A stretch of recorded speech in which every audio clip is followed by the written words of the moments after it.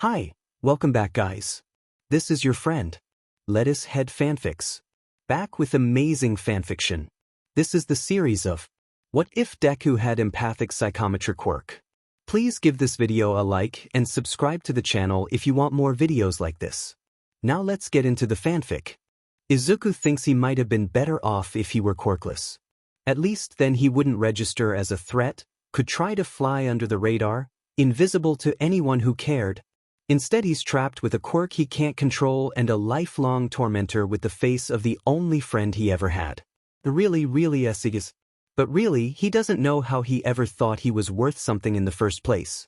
How could someone with no friends and a quirk like his ever hope to make a difference? Wouldn't everyone be better off if he didn't exist in the first place? Is the only way he can help people to just stay out of their way? Morosely, Izuku sits hunched over his desk with those thoughts swirling around his head.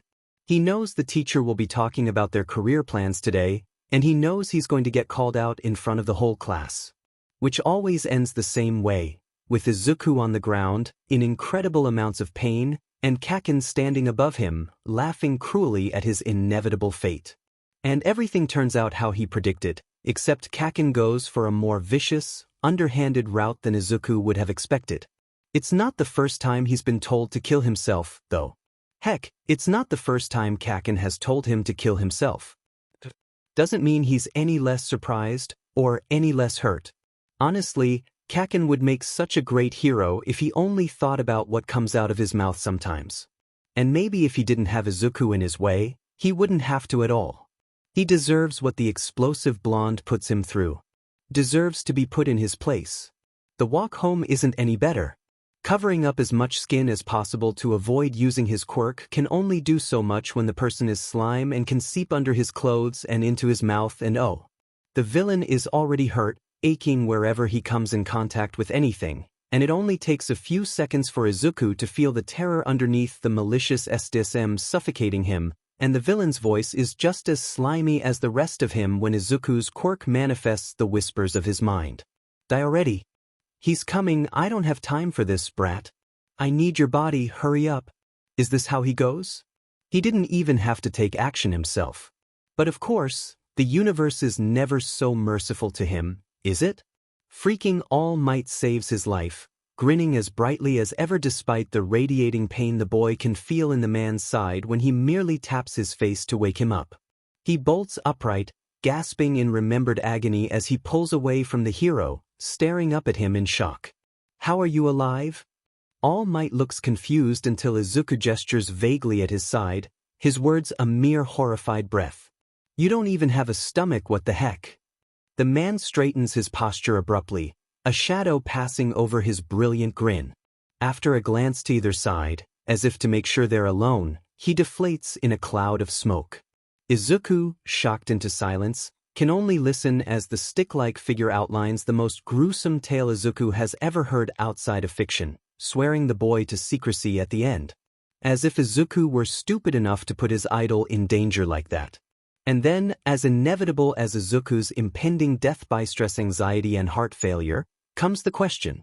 How did you know? Is it your quirk? Still on the ground, Izuku curls in on himself. You could say that.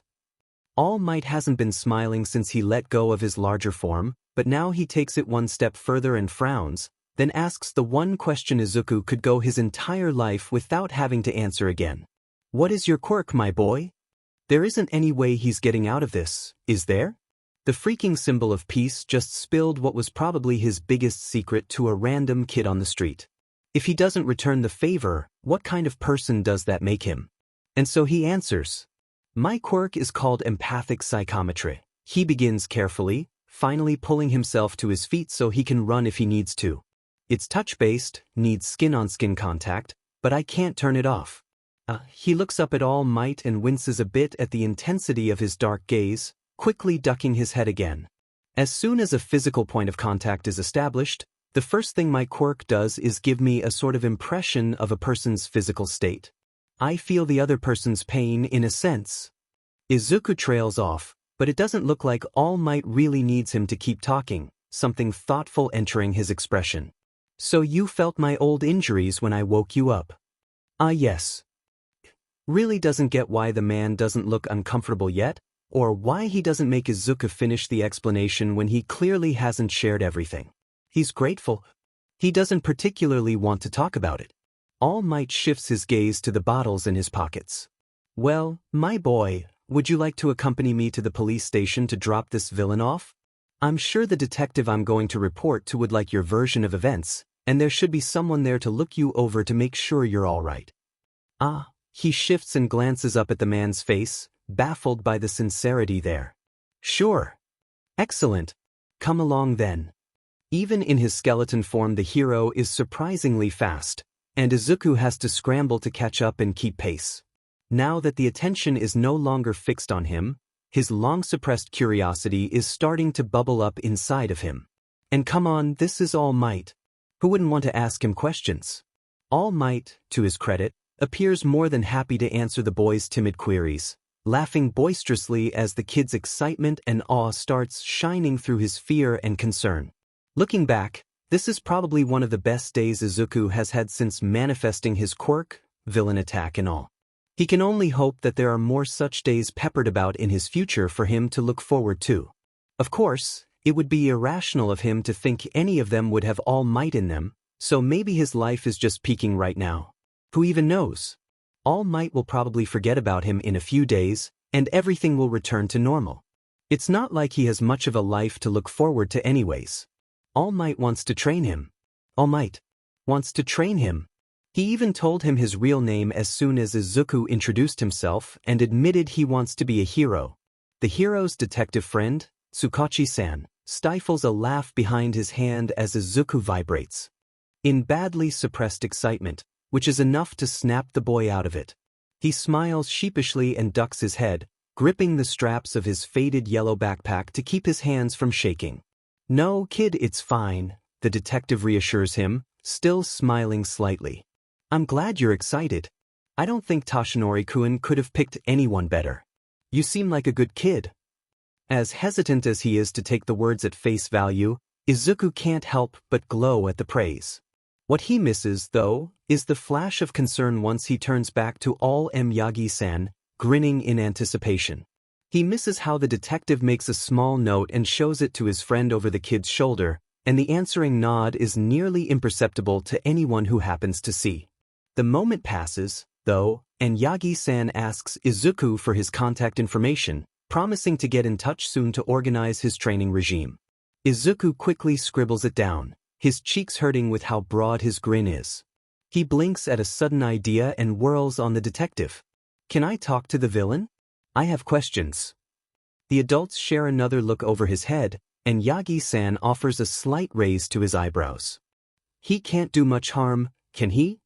Izuku bounces in place, clasping his hands in front of him while he waits for the detective's verdict, despite the fact that this man he wants to speak to has literally tried to kill him less than an hour ago. After a long pause, Tsukachi-san sighs. Right this way.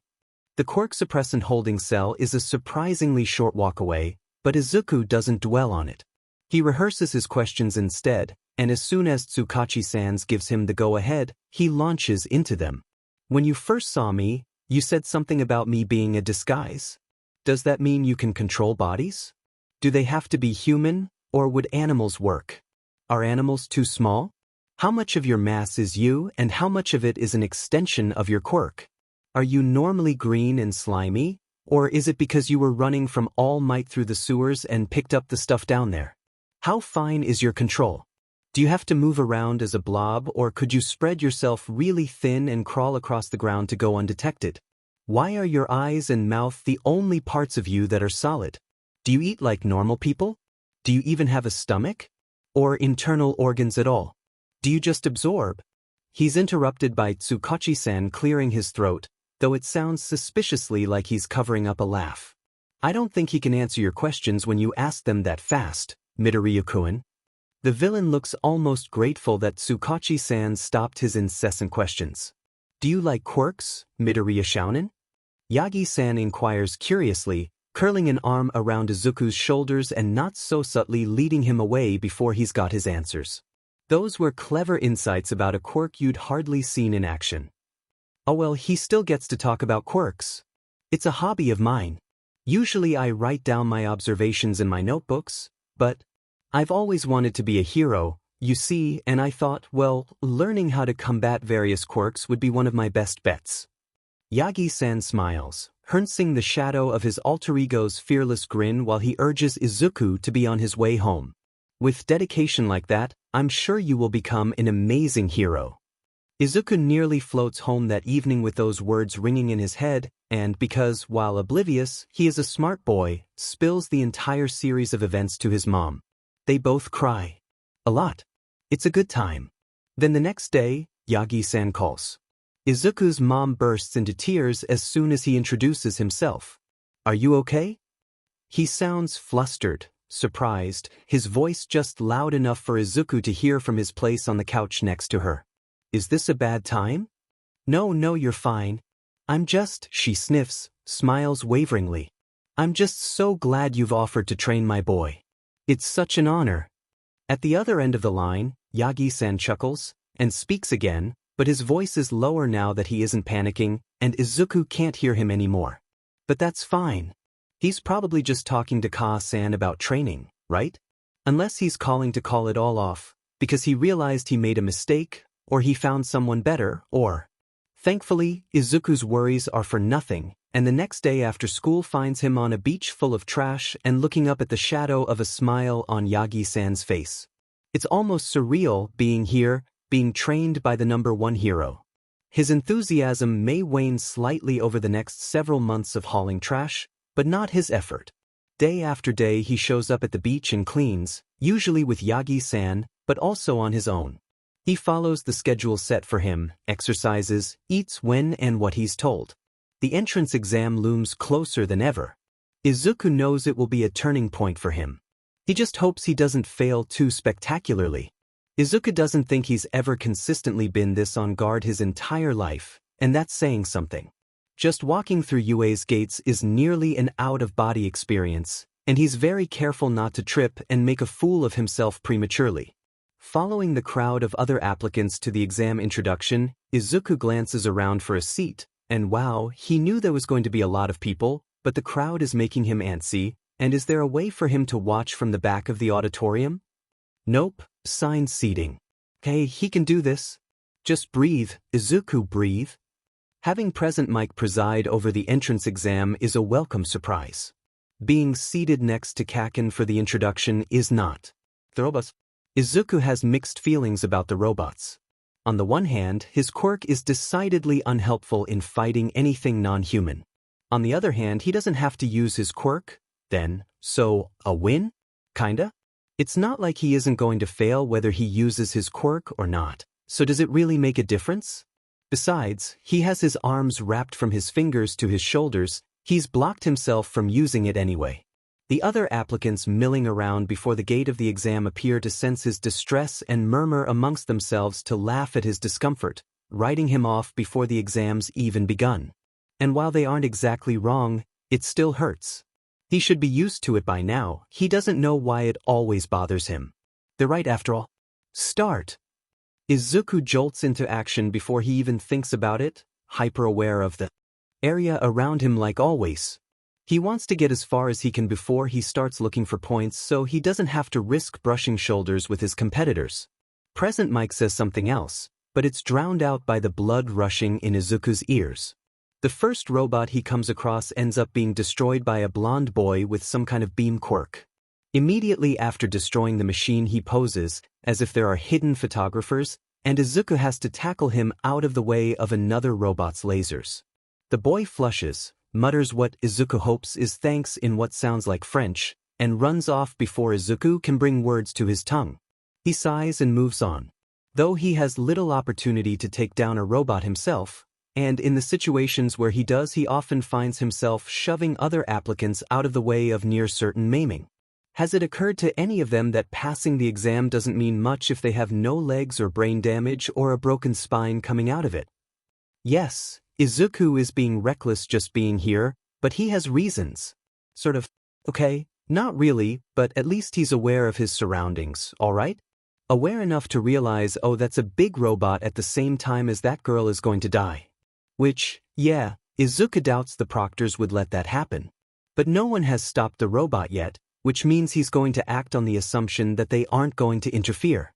Not to mention his feet were already moving before he rationalized the decision anyway. He gets the girl first, body slamming the rock out of the way, and possibly dislocating his shoulder but and yanking her out. Sweeping her up into his arms and shouting a quick catch. He throws her with all the strength he can muster at a purple-haired boy not far away. He wouldn't call being knocked down by her flying body a catch, but neither of them are dead, so it's fine. Well, neither of them are dead yet. He still needs to defuse the robot. Izuku has never been so glad for his expertise in running from bullies, because apparently the necessary dexterity and agility needed translate well to scaling giant robots. It hardly takes a minute for him to clamber up the robot's side, chanting a mantra of "don't look down" in his head while ignoring his throbbing, useless shoulder, and he tucks himself into the crook of its neck to reach down and wrap his hands firmly around the delicate wires within. Muttering under his breath, he braces himself. Here goes everything. He yanks out the wires. This, of course, destabilizes the zero-pointer, which then tips and falls. Thinking quickly and realizing that if he doesn't move fast he is very likely going to die, Izuku leaps off the bot moments before it crashes into the ground, tumbling into a roll to break what momentum he can. He scrambles to his feet, arm hanging dislocated at his side. After all, it would be too much to expect that he'd come out of such an experience unscathed. With practiced ease, Izuku grabs the wrist of his limp arm and pulls it out straight in front of himself, wincing as the ball of his humerus pops back into its socket. He casts his gaze around the immediate area as Present Mike calls the end of the exam, while absently unwrapping the bandages from around the injured arm and looping them around his forearm and shoulder as a makeshift sling without really looking. The girl he'd saved and the boy he'd thrown her at stand just out of the way, leaning against each other and staring like they saw a ghost. Izuku should probably reassure them? Though he's not really sure how he's supposed to go about doing that. It's not like he even got any points, so he can't comfort them by telling them it didn't affect his results.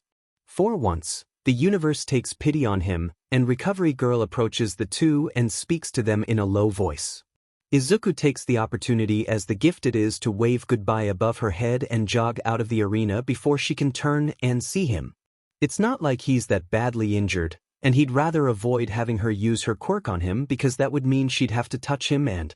well, it's self-explanatory, right?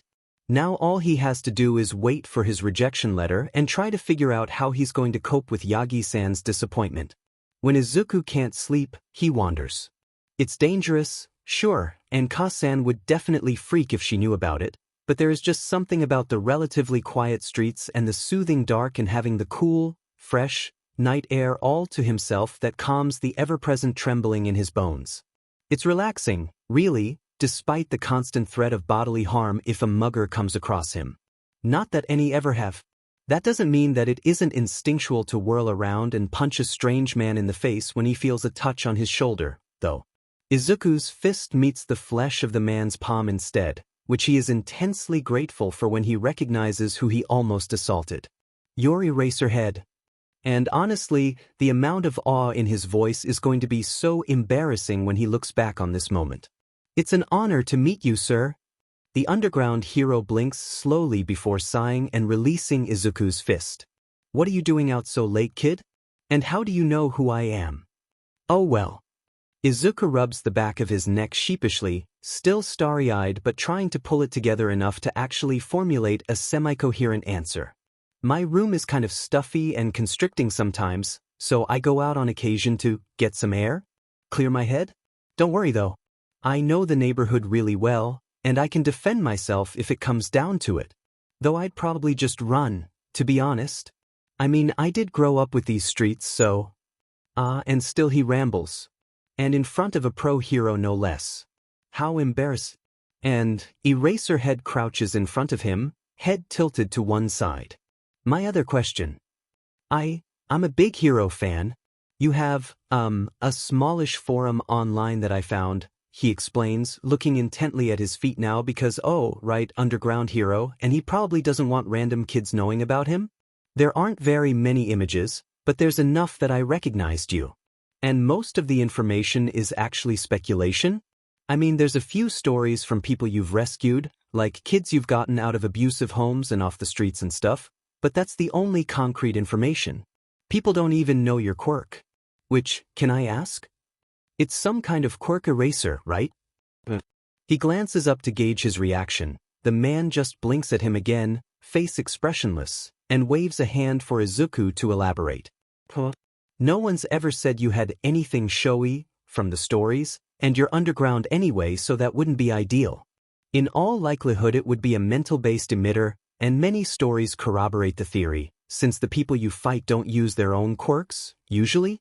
Though often you take them down by surprise, so there's always the chance that they just never have the chance to?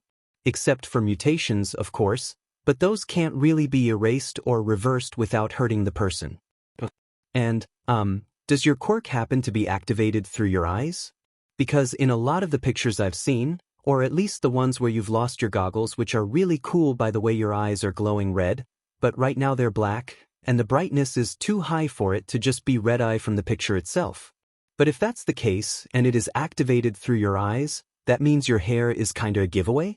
Because it looks like it's floating in the images where your eyes are red, and that's going to be even more obvious in person. Have you thought of cutting it? Or even just tying it back if you like it long? Doesn't it get in your eyes, too, when you're trying to fight? Do people ever try to grab it? Because if your quirk can erase people's quirks, you still have to fight them physically, and I know for a fact that hair is a great handhold in a fight. But you must be really good at fighting without quirks, huh? I mean, you've had to fight mutation quirks hand-to-hand and you've come out on top. How long did you have to train for that proficiency, I wonder?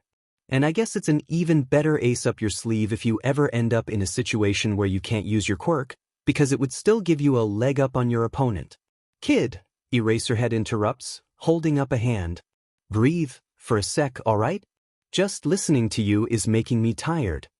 Izuku clams up instantly and ducks his head, hiking up his shoulders around his ears. Sorry. Why are you apologizing? Why does he sound more exasperated? You weren't doing anything wrong. And you're right, I do have an eraser quirk activated through my eyes. That was a pretty clever analysis, kid, for how little information you had. The excitement at actually having one of his analysis theories confirmed and having his anxiety tempered slightly by the flatly delivered reassurance prompts him to lift his head enough to look the hero in the eye. Really? Eraserhead raises an eyebrow, and somehow that is the only part of his face that moves. Does he, practice? Do you think I would say something I didn't mean? No, he backtracks hastily, waving his arms in front of him. It's just, people usually think it's creepy when I ramble like that, so it just took a second to sink in that you actually. Another sigh, and the hero rises to his feet. I'm not easily impressed, kid. But that aside, we should be getting you home. Ah, right. Izuku glances up at the man's face. Wait, we? Yes, we. It's late. I'll be escorting you home. Now lead the way. Izuku hesitates, of course, because even though this is a hero, he's still a stranger. Eraserhead picks up on his pause and rolls his eyes. Unless, of course, you'd prefer I take you to the nearest police station and we call your parents from there. That won't be necessary. Izuku squeaks, waving his hands in front of his face, and quickly turns on his heel. I live this way. He doesn't want to wake Ka-san, especially by having the police call her. A call in the middle of the night from legal authorities and then finding Izuku isn't in his room? She is already an anxious individual by nature, already wary of his quirk as much as she tries to not let it show or interfere with caring for him. This is the sort of thing that could make the stress too much for her. He doesn't want to know what she'll do when that happens. Will she get sick from sheer anxiety? Will she snap under the pressure? Will she leave because she can't handle him anymore? Will she finally hate him like everyone else? Eraserhead follows behind Izuku silently and doesn't comment when Izuku climbs through his window instead of entering through the door. Izuku knows the man isn't going to be leaving anytime soon. He strikes him as the type to make sure Izuku is going to stay put before returning to his patrol. So Izuku plays it safe and goes to bed, ignoring how the darkness is almost tangible and presses in around him. He only has to wait a few more hours anyway, and then the sun will be up and it will be socially acceptable for him to be awake. Besides, it's not like a hero has the time to make sure he doesn't sneak out tomorrow night, right? Though the next night Izuku isn't fortunate enough to run into a hero again when he returns to his midnight meandering. Oh no, the next night, he runs into a man who is almost as far from a hero as one can get. Sir? Tamura levels a glare in the direction of the random green-haired brat who for some reason is walking alone at night, and the kid cringes as if he's going to be hit but, unfortunately, speaks up anyway.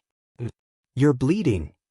His fingers halt in their scratching, and when had they started? He honestly can't remember. Not that it really matters. I can help if you'll let me, the kid offers with a soft earnestness that simultaneously is kind of endearing but also threatening to give Tamura hives. I have a pretty good first aid kit in my bag. And so, for reasons that fail to reveal themselves to him, Tamura sits on the curb to let the brat work. This seems to make the string bean's day since his face brightens significantly behind the scarf wrapped around his neck and he immediately digs through his aggressively yellow bag to retrieve a small, black kit. The kid pulls out disinfectant and a box of Band-Aids, and he apologizes for both, the disinfectant because it stings, and the Band-Aids because they're plain. I would stock hero ones, he explains in his soft voice, not meeting Tamura's eyes. But they're expensive and don't actually work as well. He pauses, gloved hands hovering just over Tamura's newly bandaged neck, and huffs a small, bitter laugh. Kinda like actual heroes, really. Tamura, for the first time, speaks up. Oh, how so? WL, the kid startles at his raspy voice, jerking back to sit on his heels and ready to bolt at a moment's notice, as if he hadn't expected him to speak at all. They're not really fixing anything? I mean, I'm grateful that they save people's lives and put their own lives on the line every day, but they're kinda only patching up the problems after the fact, and also only once the damage has already been done. Not to mention, a lot of them don't care for anything but a temporary fix and make do with shoddy work that results in extra property damage and showboating. The kid slowly gets more worked up, putting more intensity behind his words, but his voice never gets any louder than the summer breeze quiet it's been from the start. I get that popularity and how many villains they bring in determines how they get paid, but none of them actually try to prevent people from becoming villains in the first place. If they don't fix the system, they'll only ever be addressing symptoms like crime. But then why would they want to fix it, logically? Sure, most start out with good intentions, but in the end they get paid for fighting villains, not preventing them, and they're only human. They want to get paid for their work. If they stopped society from creating villains, what need would the world have for heroes? Tamura, inordinately pleased, chuckles. For a shy kid, the brat sure can talk. Not that you're wrong, but that's kinda cynical, kid. At that comment, the squirt seems to remember that he isn't alone and ranting to himself, marking the return of the blushing and quiet stammer. Sorry? Sorry. You probably, didn't need to listen to, well, all that. It's fine, he interrupts, surprised by his own mellow mood. But I wonder, what are you gonna do about it? The squirt blinks up at him owlishly, seemingly still trying to process the fact that he isn't annoyed. It's a problem, yeah? Tamura prods. You think someone should fix it? I can tell you're a clever brat. You know that if you don't, probably no one will. So what's your plan? I'm trying to fix it from the inside out, he admits sheepishly, rubbing the back of his neck. He finally sits instead of crouching ready to sprint and rubs his calves like they're sore. I'd probably have more influence that way, maybe get some people to help. He sighs, though, and droops like a wilted flower. Still, it's more of a pipe dream than anything. It's hard to hope that I pass the entrance exam anyway. He startles again when Tamura snorts. Squirt, listen, if you're as smart as I think you are, they'd be idiots to let you slip through the cracks. The kid turns his face away. Not smart enough to fight robots, though. Robots. He's glad the kid is looking away, because he's sure that his expression isn't a nice one. Really? UA has robots in their entrance exam? Biased much? Wow, I should not get that wide. And are they sparkling? Tamura's pretty sure they're sparkling, and the kid has no right to look like a kicked puppy being offered a head pat. as if he hadn't expected to have anyone take his side. Well, Tamura knows quite a bit about that. Maybe Sensei would be interested in letting Tamura take in a player too? But how to catch his interest? Hey, what is your quirk anyway, kid? Oh, that is a full body flinch right there. Tamura might as well have hit him. Let me guess, villainous? The string bean flinches again, though smaller, as if trying to hide it. Tamura doesn't need more reasons to hate society, and yet. But right now, he has other priorities. He raises his own hands. Believe me, kid, I get it. Look. He grabs for a random discarded cup in the gutter and shows the kid how it crumbles to dust under his hand. I know all about villainous. For more reasons than just his quirk, but the squirt doesn't need to know that. The squirt whose eyes are somehow wider, and is he holding his breath? And suddenly, the kid explodes. How did you do that? It's touch activated, clearly, but 5-point touch, right? Is it automatic, or can you turn it off and on? Do you have gloves to limit it? If you don't, it's probably because you want to be able to use it at a moment's notice. I can't even imagine how useful that would be for self-defense. And rescues. You could just disintegrate rubble and debris if it fell on someone. Or you could use it to pick up after a villain fight. Or for infiltration, you could just turn the lock to dust. What is your dust made of, actually? Does it have the same chemical composition as whatever you disintegrated? Or does your quirk turn it into something else? Can it be reversed? How small are the dust particles you create? Can you control the size, or is it static? What effect would your quirk have on dust? I'd assume nothing, since you'd need all 5 fingers to touch one piece, but how tightly packed would it need to be one item? What constitutes as one item according to your quirk? Because a quilt is a single object, but you can't touch all the pieces of it at once, and each piece without the thread is its own separate entity. Would it still count as a full object according to your quirk? Or does the thread make it a singular object? If so, you could easily attach several objects together and disintegrate them all at once. But you'd want to be careful not to get tangled up in it yourself. Could you accidentally hurt yourself with it if you weren't paying attention? That would probably hurt a lot. You'd need skin grafts at the very least, and depending on how long you were in contact, maybe muscle damage. How quickly can you disintegrate things, anyway? Is that something you control, or is it a constant? If you could control it? Tamura, amused and intrigued despite himself, lets the kid rant. Yes, Sensei would definitely be interested in this one.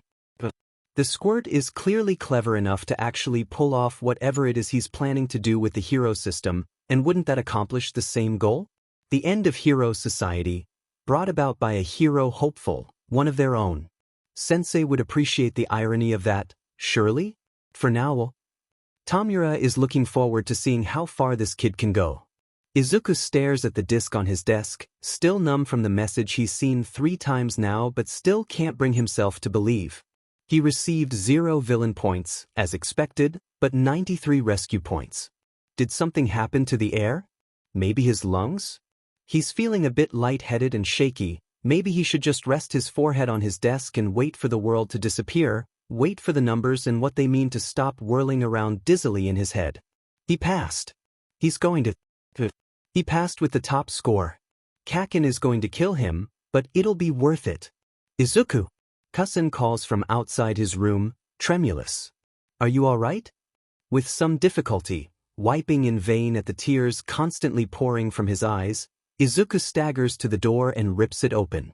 His face hurts, and he realizes it's because he's grinning wider than he has in a long time. I passed, cousin. I passed.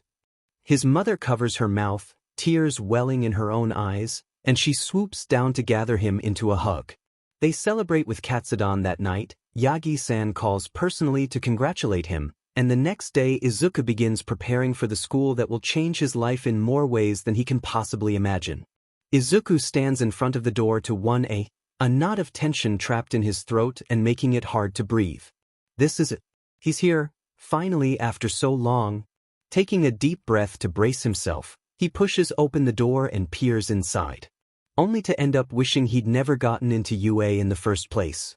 Kakin is sitting in the front of the class, feet kicked up as if he owns the place as he cusses out the strict-looking boy who had questioned Present Mike about the fourth robot during the introduction to the entrance exam.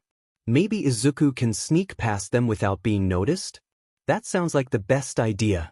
He doesn't really want to confront Kaken right now. Yeah, that sounds like the best option. That is, until the girl he'd saved from the zero-pointer calls out behind him. It's you. The boy who threw me at Shinkun to save me during the entrance exam. This, unfortunately, draws the attention of most of the rest of the class, including the boy with the glasses. He wastes no time in approaching Izuku and bowing at a perfect 90-degree angle which shows excellent control of his core and back. Izuku can't help but notice and introducing himself.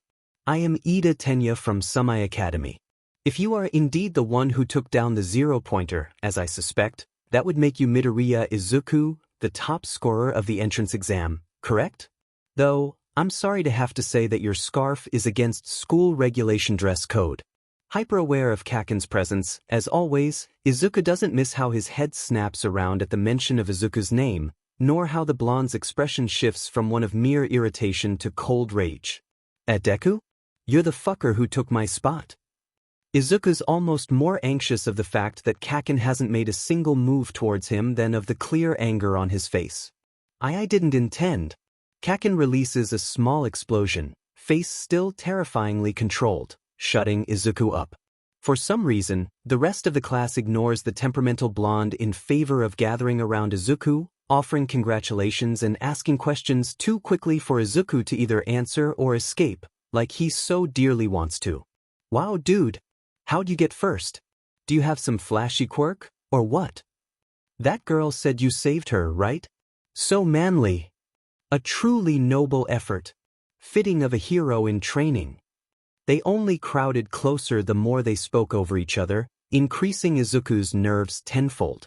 Soon they'll be close enough to touch him, and he can't even imagine how disastrous that would be. And, of course, Kaken chooses that moment to make his voice heard. A hero? That shitty nerd? He's the farthest thing from a hero. Despite long exposure, each word still cuts like a knife, and Izuku draws further into himself, uncaring of the voices raised in his defense. He can't hear them anymore, anyway, the blood rushing in his ears drowning them out. He'd speak up, ask for some space, but already he's struggling to find air in such an enclosed area with so many bodies so close. Too close. His chest is too tight, his vision blurry and wavering, his head pounding. He knew showing up to UA was a mistake. All of this is a mistake. Kaken's right. He can't even walk into a classroom without a panic attack. How is he supposed to become a hero? Especially with his quirk. Suddenly the world quiets, and he finds something cold and solid against his back as he is guided to slide down the hallway wall to sit on the floor by a grounding hand on his shoulder. The hand moves to grab his own, wrapped in bandages as always, and press it against its owner's chest. Instinctually he syncs his breathing with this other person's, slowly coming back to himself. The man crouched in front of him when he finally looks up seems familiar, and after a second his identity clicks into place in Izuku's mind. Eraserhead. Izuku knows that only pros teach at UA, but is Eraserhead a teacher? Yes, I'm a teacher, problem child. Your homeroom teacher. The hero straightens to his full height and holds out a hand to help Izuku up. Now, the rest of the class has settled down unless they want to be expelled. Are you ready to join them? Blushing furiously at both his embarrassing panic attack and his mumbling slip, Izuku allows himself to be pulled to his feet and quickly hurries into class, ducking his head into his scarf to avoid any curious eyes. He's had enough attention to last him a lifetime already, but he knows he's not lucky enough to avoid further scrutiny after that whole everything. Acting as if nothing happened, their teacher introduces himself, Aizawa-sensei, and instructs the class to change into gym clothes and meet him on the PE grounds. Changing in the same room as the rest of the boys is a big no-go for Izuku, and he casts about for any way to avoid that terrifying situation before settling on slipping into a bathroom stall. His anxiety about possibly being late spurs him on, and he arrives at the grounds only after three others: the tall girl with the ponytail, the dichromatic boy, and the invisible girl with the floating uniform. It doesn't take long, though, for the rest of the class to filter their way in, And as soon as everyone arrives, their teacher begins. Today we're going to have a quirk assessment test, he announces, his back to the class. Instantly the students echo him in varying levels of confusion. A quirk assessment test? But what about the entrance ceremony? The girl he'd saved asks incredulously. The orientation? If you're going to be a hero, you don't have time for such leisurely events. UA's selling point is how unrestricted its school traditions are. The man finally turns to glance at the class over his shoulder. That's also how the teachers run their classes. Izuku begins to tune the man out, focusing more on the warm bodies around him way too close, especially after the whole fiasco before, with some of them seeming to shuffle closer to each other for some sort of comfort under their teacher's dead-eyed glare. Midoriya. Izuku snaps to attention. Aizawa-sensei locks eyes with him. You finished at the top of the practical exam, right? In junior high, what was your best result for the softball throw? 58 meters, sir, he offers quietly, trying not to shrink into himself too obviously as all the attention is focused on him. The man raises one eyebrow, unimpressed. Try doing it with your quirk. You can do whatever you want as long as you stay in the circle. When Izuku hesitates because he doesn't have a physical quirk, what is he supposed to do? He huffs and rolls his eyes. Hurry up. Give it all you've got. Tentatively, Izuku takes his place in the circle, hefting the ball in his hand. Clearly he needs to prove himself in these tests, but shouldn't Aizawa-sensei know that he doesn't have a flashy quirk already? It should be in his student file, but maybe he hasn't looked at them yet because he doesn't want to be biased? Or he doesn't want to bother? Still, Izuku doesn't want to let him down. He must have a reason for calling up Izuku first, beyond his score in the entrance exam, right? He probably thinks that Izuku has some kind of trick up his sleeve, or is smart enough to come up with something. He said Izuku can do whatever he wants as long as he stays inside the circle. So maybe? As the idea slowly takes shape in his mind, Izuku reaches up and unwraps the scarf from around his throat. He settles the ball in the middle of the scarf, gripping both ends of the fabric in his hand as a makeshift slingshot, though it doesn't quite have the elasticity that he would prefer. Either way, it's enough for what he is about to attempt. Deftly and without too much thought, he swings it with brisk movements above his head to build up momentum and snaps the scarf sharply forward, releasing one end in the throw. The ball is sent hurtling across the range before hitting the ground, bouncing and rolling to a stop. When he looks up at Aizawa-sensei, his expression hasn't noticeably changed, which could either mean that Izuku has failed his expectations or that he hasn't disappointed him at all. Though, with his luck, it's probably the former, so he turns away and backs quickly out of the circle to get out of the spotlight as quickly as he can. Wait, can he do that? Someone shouts, baffled, and another person adds. Does that count as throwing at all? 79 meters, Aizawa-sensei announces, casting his gaze across the class and easily shutting them up. And yes, that was allowed. He stayed inside the circle, which was the only condition. Heroes have to be creative and use what they have, after all. What's this? A pink girl exclaims. It looks fun.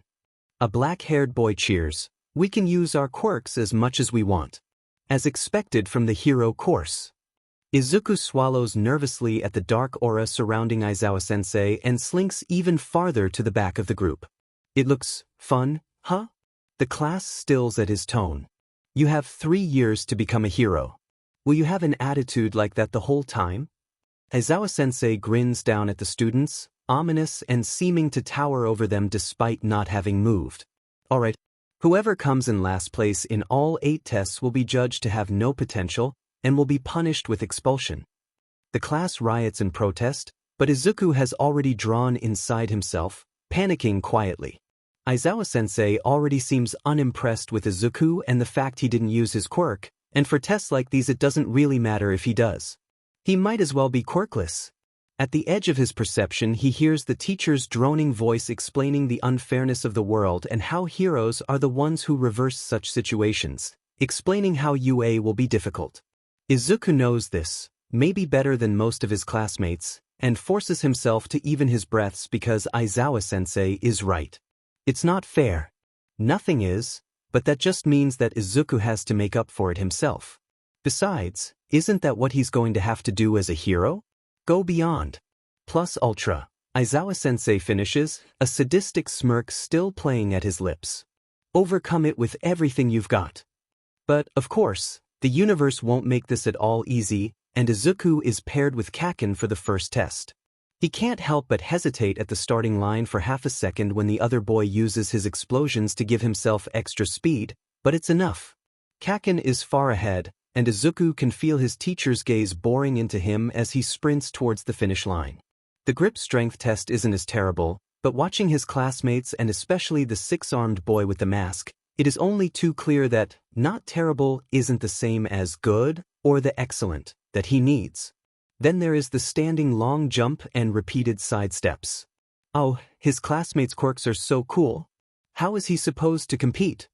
The fifth test is the ball throw again, and Izuku is certain his jaw drops to the ground when the girl he saved, Uraraka, according to Aizawa-sensei, throws the ball into outer space. Midoriya, Aizawa-sensei calls as she returns to the crowd. There are 2 attempts at the ball throw. Would you like to go again? There's an ulterior motive for giving him this option, Izuku knows. It's unlikely that anyone else would have been given this option if they had used their quirk the first time around.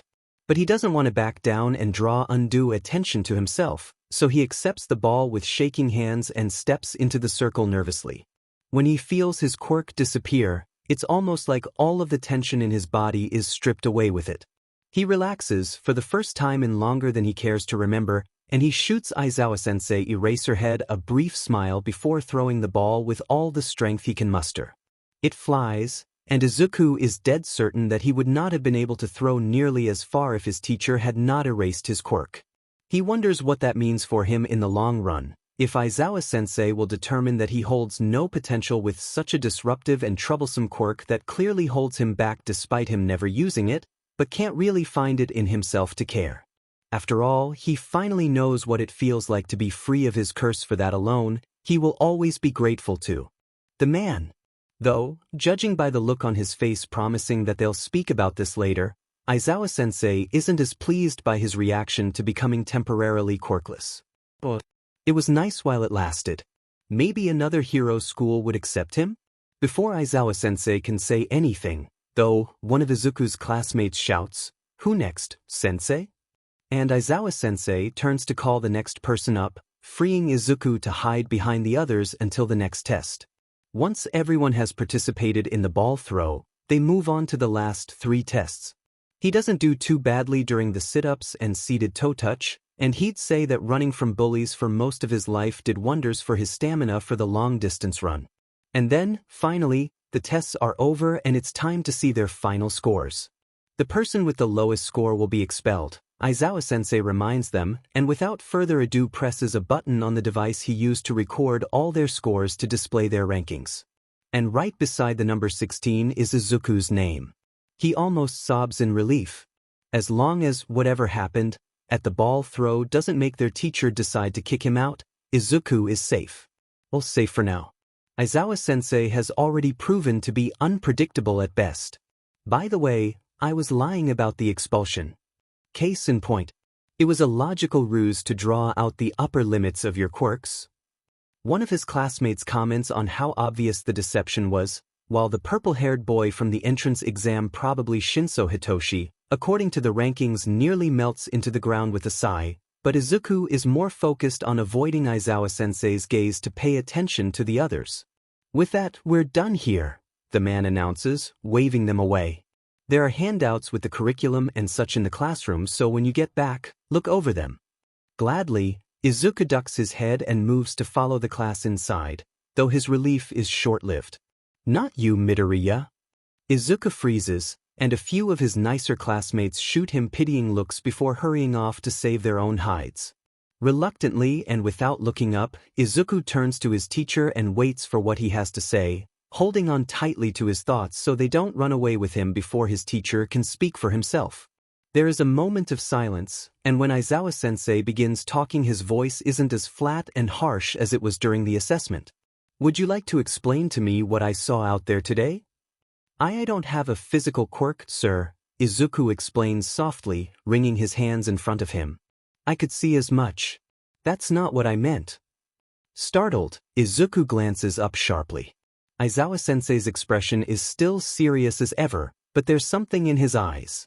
During the ball throw, I erased your quirk to see how you would react, because I had assumed you were confident in some kind of mental or skill-related quirk, and it would be better to show you that one needs to be prepared and practiced even without their quirk. I now know I was wrong in my assumption. What I do not know is why you relaxed, why you seemed grateful when I erased your quirk. I would like you to explain. Again, Izuku averts his eyes and stares intently at the ground as if it's the most fascinating thing in the world. He's being asked already? On the first day? Why can't he just catch a break? He doesn't want to talk about his quirk, he'd rather never talk about his quirk. Why do people have to keep asking him? Why do they have to bring it up at all? He would prefer to pretend it doesn't exist. It's horrible and invasive anyway. Everyone is better off without him giving himself the opportunity to use it. Why couldn't he just be quirkless? It would make everyone's lives so much better, so much easier. If he were quirkless, he could just disappear, no questions asked. That would be best for everyone. The longer Izuku stays silent and shaking and refusing to meet his eyes, the deeper his teachers frown.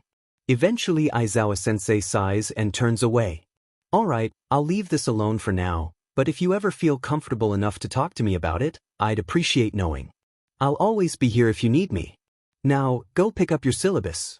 Your first official day is tomorrow. And with that, the man turns and starts walking away. It can't be that easy.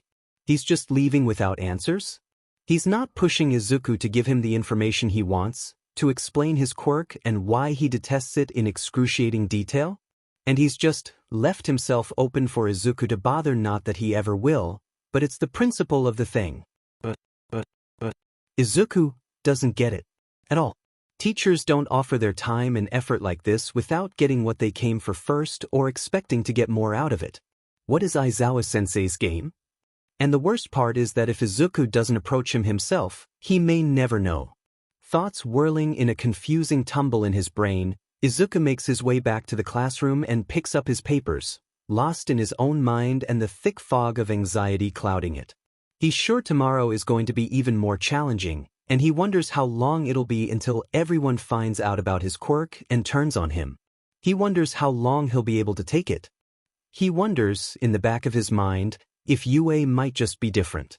It wouldn't do to hope after so long, but Izuku will never know unless he tries, and it's not like he's given up yet, right?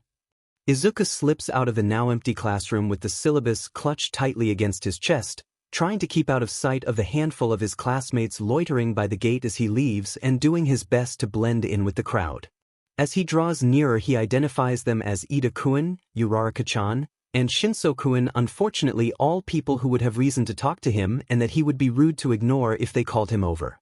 Which, in keeping with his luck, Uraraka-chan does, jumping up and down while waving her hand in the air as if she isn't extremely visible already. Midoriya-kun. Hey! Reluctantly, Izuku approaches them and scans their faces for any sign of their intent. He returns Uraraka-chan's wave shyly when he stops a few feet shy of the group. Hi, Uraraka-chan. Shinso-kun. Ida-kun. Are you on your way to the station? Ida-kun asks, swiping his arm through the air to gesture out the gate. Izuku can only nod in response, since he is and doesn't feel like lying to his classmates who, beyond all reason, are nice, and Ida-kun noticeably lights up. Would you mind if we accompanied you, then? He has no rational reason to refuse them that wouldn't be assuming they want to hurt him, which would be unfair even if it's true of nearly all of the other classmates he's ever had, and when he glances at the other two he sees Uraraka-chan's eyes wide with hope and some kind of muted interest in Shinso-kun's otherwise blank expression. With a sigh, he accepts, and silently falls into step with Ida-kun as the other boy works himself up into a rant about the glorious legacy of UA and Kaken's disorderly conduct and Izuku's own clear skill and seeming prowess. He moves on from topic to topic, speaking passionately about each one, gesturing so urgently that Izuku has to brace himself so as not to flinch whenever one hand waves too close to him. Really, despite the paranoia, this all feels like what he thinks friends do, but he can't really say from his own experience. Izuku wants to believe in their intentions, wants to believe that they have no ulterior motive besides merely walking him to the station, but he can't trust them. He's not even sure he knows how. But they don't know about his quirk yet, so maybe he can let his guard down just a little? And they are training to be heroes. It would be nice to know what it's like to have friends, even if he knows it can't last. With that decision made, he forces himself to loosen up and pay more attention to his companions' words than their actions, though he can't help analyzing every micro-expression that crosses their faces. It helps that Izuku is honest and straightforward, and Uraraka-chan is open and friendly. Shinso-kun, though, he worries Izuku, locked down and only letting the tiniest bit of interest and attention enter his expression as he listens with half an ear to Izuku's lecturing. Izuku is familiar with such tactics. He tends to use them himself. They arrive at the station before he can decide what that means for how he should act around Shinso-kun, but he is grateful when his train pulls up so he can bow to his classmates and retreat before his anxiety spills over into something else. It's a relief to have time to think, even if the bodies crowding around him make him want to throw up. None of them know him, so he should be fine, but, well, that doesn't stop him from shying away from them all and praying to whatever higher power is listening for his stop to arrive soon. When he arrives home, it's another matter entirely. Ka-san, as is part of their routine, hugs him as soon as she sees him, though she's careful not to make contact with his skin. Even after all these years, he's not sure if it's for his sake, to protect him from whatever she's feeling, or if it's because she's still a little bit afraid of him and what his quirk can do. Still, such concerns don't stop him from indulging in the sparse comfort of her embrace, since her arms are the only ones he feels even slightly comfortable wrapping around him and holding him tight. And whatever her reasoning, he finds himself embarrassingly glad for her hesitance to actually touch him. Her anxiousness and overwhelming worry are clear enough already, draped over her shoulders and wearing her down. He doesn't know how he would react if she touched him directly, sending her anxiety to twist with his own and unspool in his gut like an afterimage of nausea. Probably not well. Dinner is quiet and charged with nerves as usual, but there's a faint undercurrent of something else that's setting Izuku on edge. He manages to get halfway through his food before he excuses himself, wraps his leftovers to put in the fridge, and bolts to his room to just breathe in the only place he knows he won't get jumped by anyone else. He doesn't bother changing out of the uniform he's worn all day before burrowing under the half-dozen blankets on his bed and letting the pressure of the weighted one on the top soothe him into relatively peaceful, if not entirely restful, sleep. For once Izuku doesn't jolt awake with the burning need to escape the house, though he attributes that to his exhaustion from too much social interaction, a panic attack, and whatever is going on with his teacher. The next morning dawns bright and clear and does absolutely nothing for the tension that is carried over in his chest from the night before, only compounded from his apprehension of going to school again and trying to talk with his classmates without stumbling over his own tongue and screwing up colossally in front of everyone else. It'll happen at some point, it always does, but he'll probably be unlucky enough to not be able to keep this brief respite he's found in between middle school and the inevitable revelation of his quirk for much longer. Real classes start today. But wonder how long it'll take his teachers to write him off this time? And of course, because the universe hates him. There's a huge crowd of reporters blocking the front gate. What more could Izuku wish for on this glorious morning? There really is no way around it. Izuku's going to have to push through the crowd of them to get to class on time, and he really doesn't want to give Aizawa-sensei any more reasons to expel him or turn on him faster. He'll just get through as quickly as he can and find a quiet bathroom to throw up in before class starts. Yeah, he can do that. Easy peasy. Except it isn't easy peasy, and as soon as the first reporter lays eyes on him, she's shoving a microphone in his face and asking him rapid-fire questions about All Might and what it's like having him teach and a million other things Izuku can't fully process at the moment because he's been pulled into the middle of the throng and there's more people shoving things in his face and yelling questions at him and they're too close, he can't breathe, it's too hot burning, there's too many people, he can't think, there's no air, please anybody help. Someone grabs his wrapped wrist and yanks him out of the mob, stepping between him and the terrifying masses and releasing him as they do. As soon as there's a clear space around him and the reporters are out of sight, he can actually draw air into his lungs, and he takes a moment to even out his breathing because he does not need to start today with a public panic attack like he did yesterday. Once he isn't in danger of hyperventilating, though, he looks up to see the dark-clothed back of his homeroom teacher, and it takes all of his willpower not to freeze when the man glances over his shoulder at him. He's thankful. Though, when Aizawa-sensei turns back to the press and tells them off for harassing students and interrogating minors without parental consent or even presence. Not to mention it's the perfect opportunity for him to sneak away and get to class before his teacher. And then he can pretend that nothing happened at all and his skin isn't crawling and aching and burning at the unwelcome, foreign touches of the media. He can pretend that he didn't take a quick detour to the bathroom to lose his breakfast and quietly ride through that panic attack he tried to hold off. He can pretend that it will be a normal day at a normal school. But, sitting in his classroom surrounded by his classmates' idle chatter with Kaken seated stiffly in front of him, barely contained hostility rolling off of him in waves, Izuku mocks his early, fleeting idealism and tries to prepare himself for whatever challenge is to be thrown at them next. UA is a hero school after all. It's anything but normal. He can't afford to be weak or unprepared.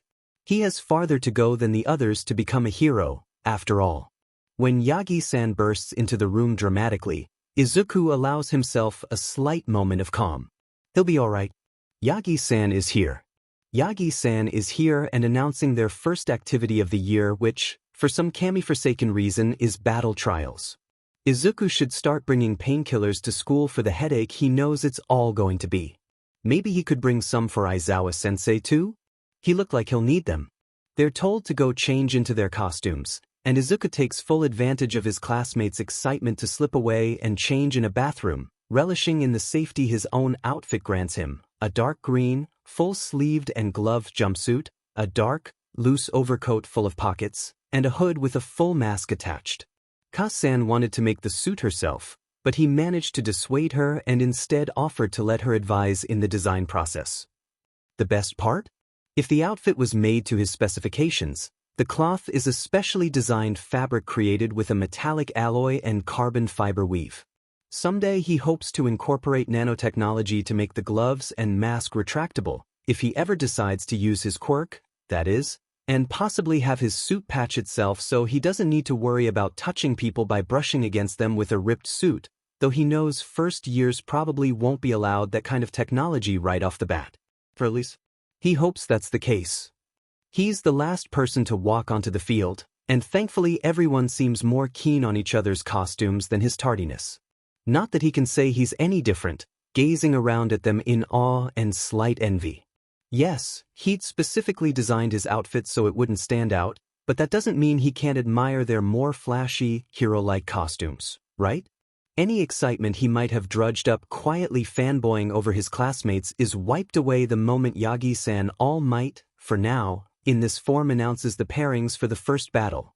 Kaken, Izuku's childhood friend rival, and Uraraka-chan, well on her way to possibly being one of his first new friends here, as the heroes and leaving Izuku paired with Tokoyami-kun who he's never worked with or spoken to, and Dark Shadow, of course, because Izuku is definitely going to count him as a teammate if he's sentient, which is so cool, and maybe Izuku will get the chance to talk to him.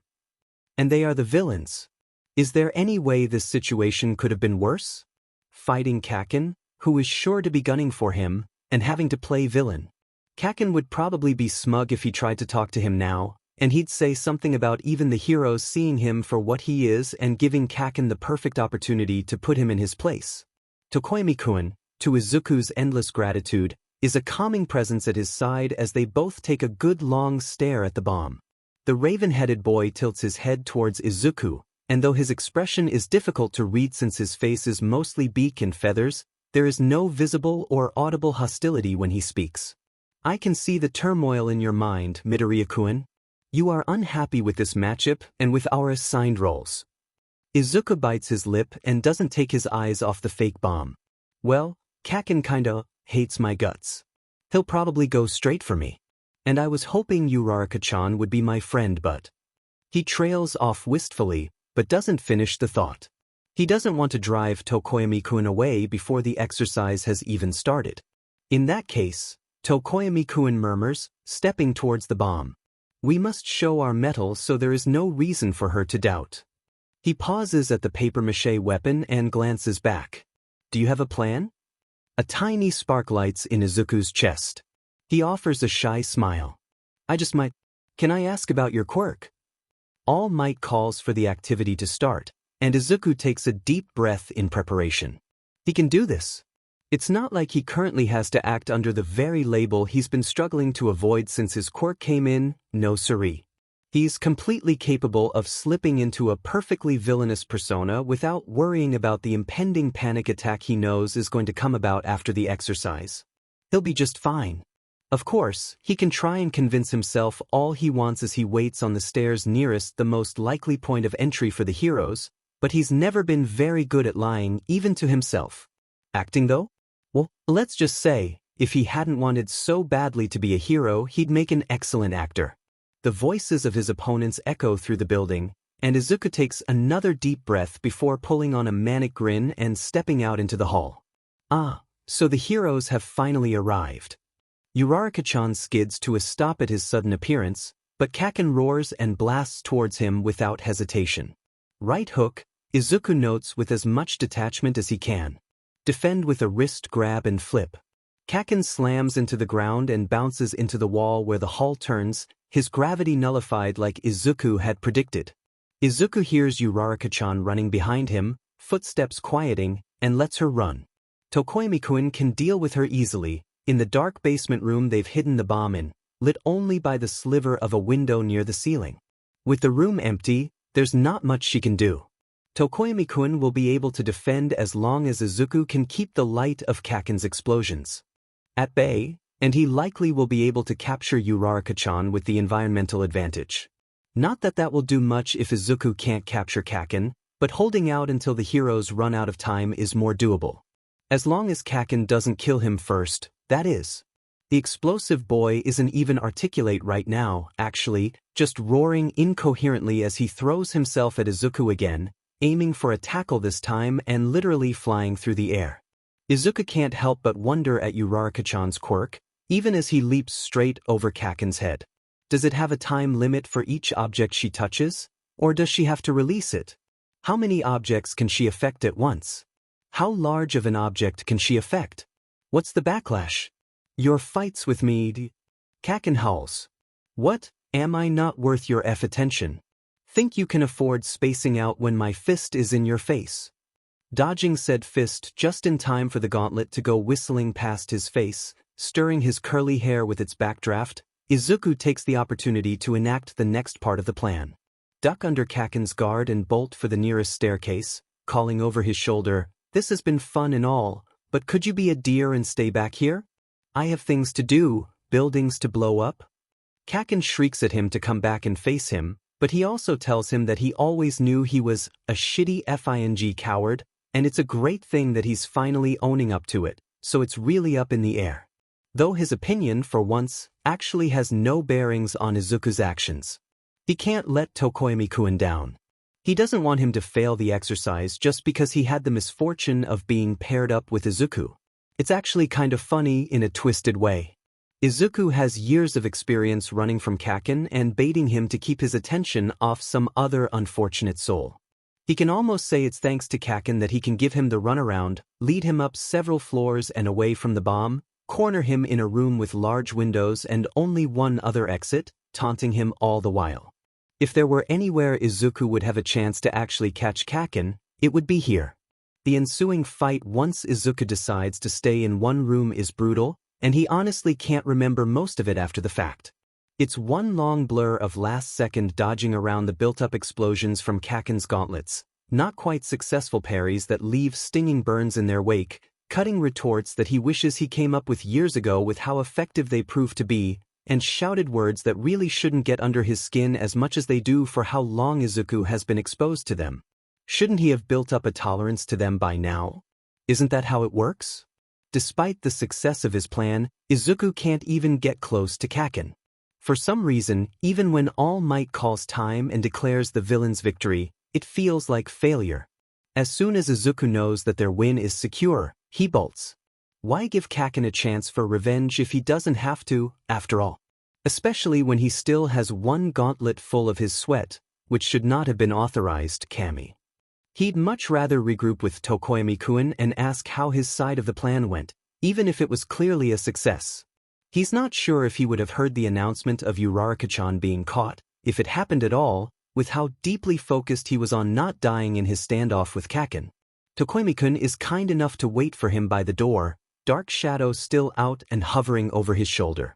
Izuku pulls off his mask and can't help gazing in awe upon the sentient quirk as soon as he lays eyes on it, though he is still tentative when he asks, "I know you already told me the bare bones of your quirk when we were planning, but would you mind if I asked a few more questions?"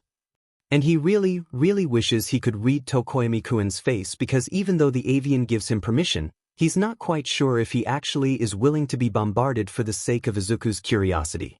What if he's just being nice and humoring him so he can say that he made the effort later when he finally decides to go out of his way to avoid Izuku? Sure, he doesn't seem mad or annoyed, but he doesn't look wholly pleased with the idea of Izuku interrogating him, and in Izuku's experience, not clearly happy is almost as bad as ready to actually kill you. Not that Tokoyami-kun would kill him. He's training to be a hero. But so is Kaken. Izuku is suddenly less confident. He only realizes he's been quiet for too long in silent anxiety when he feels someone nudge his shoulder, and he looks up sharply to meet the glowing eyes of Dark Shadow. "You good?" Izuku blinks at the quirk's voice, because it actually hadn't occurred to him that he would be able to speak, which is actually so cool. It's like Tokoyami-kun always has a friend with him. He never has to be alone. "That has never occurred to me," Tokoyami-kun muses, revealing that Izuku had been mumbling again and said that out loud, which is completely embarrassing. "I suppose you are correct." "Heck yeah, he is." Dark Shadow crows. "Can we keep him, Yami? I like him already." "People are not objects to be possessed, Shadow," the quirk's boy scolds. "It is his choice whether he wants to associate with us or not." "But I like him," Dark Shadow whines, looping around to perch on Izuku's shoulders, and wow, he's surprisingly warm and fluffy and soft. Most everybody else is so loud and flashy. Tokoyami-kun looks like he's about to admonish him about personal space or something, but Izuku giggles before he can. "Really, Tokoyami-kun? I'm honored Dark Shadow wants to be friends with me. I don't mind."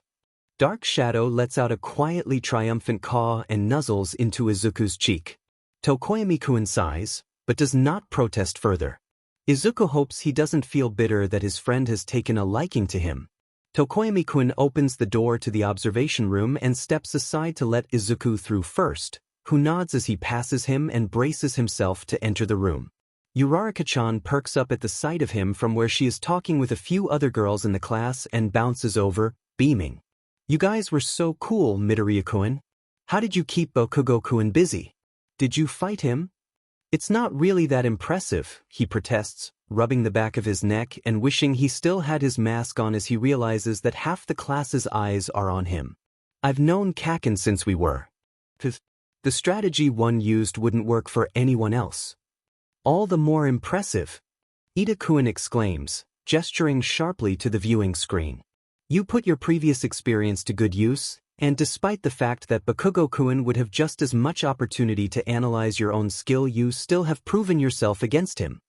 Izuku really hopes the growl from the other side of the room is someone feeling hungry and not who he fears it is. "Midoriya-kun, Karo, you're hurt." He startles. When had the girl with the frog mutation Azu-chan joined them? And looking down at himself, he sees she's right. Much of his sleeves, despite the durable material, are shiny and slightly warmed from heat, if not melted completely around the edges of various tiers.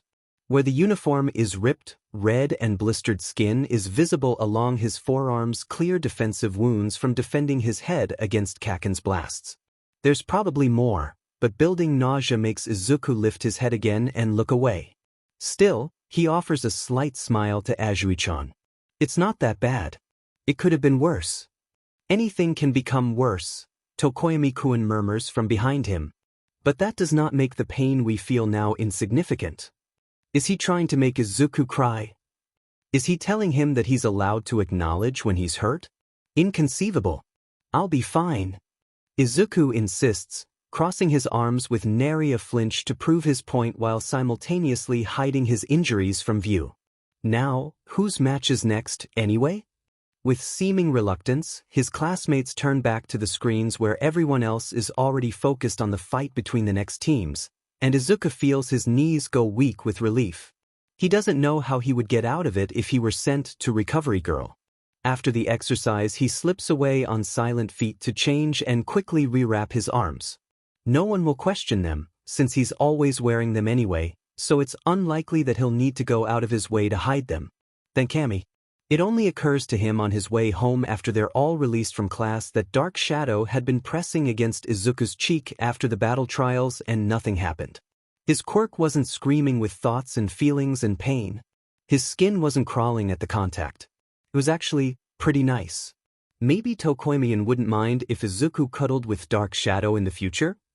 Every year Shoyuta prays for students who actually have some modicum of self-control, and every year he finds himself disappointed.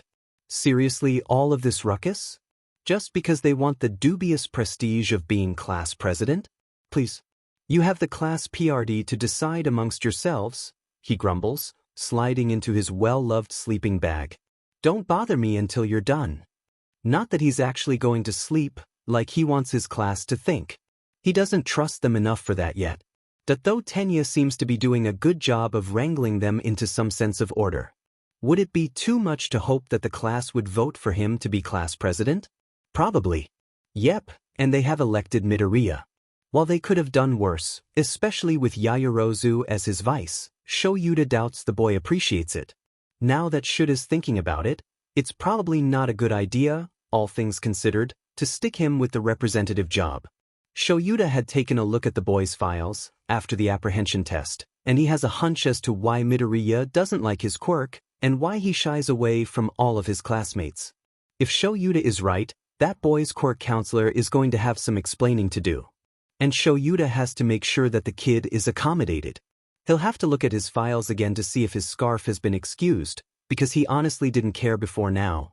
And he makes a note to have Chiyo-san check his arms to make sure he isn't tying those bandages too tight and cutting off his circulation. But he can't do any of that right now.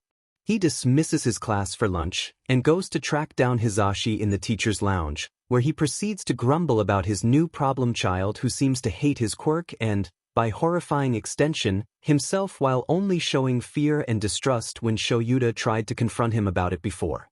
Plus the panic attack on the first day, and the near one after rescuing him from the reporters, if he hadn't gone to hide and have it after escaping before class. Not to mention the apprehension around his classmates.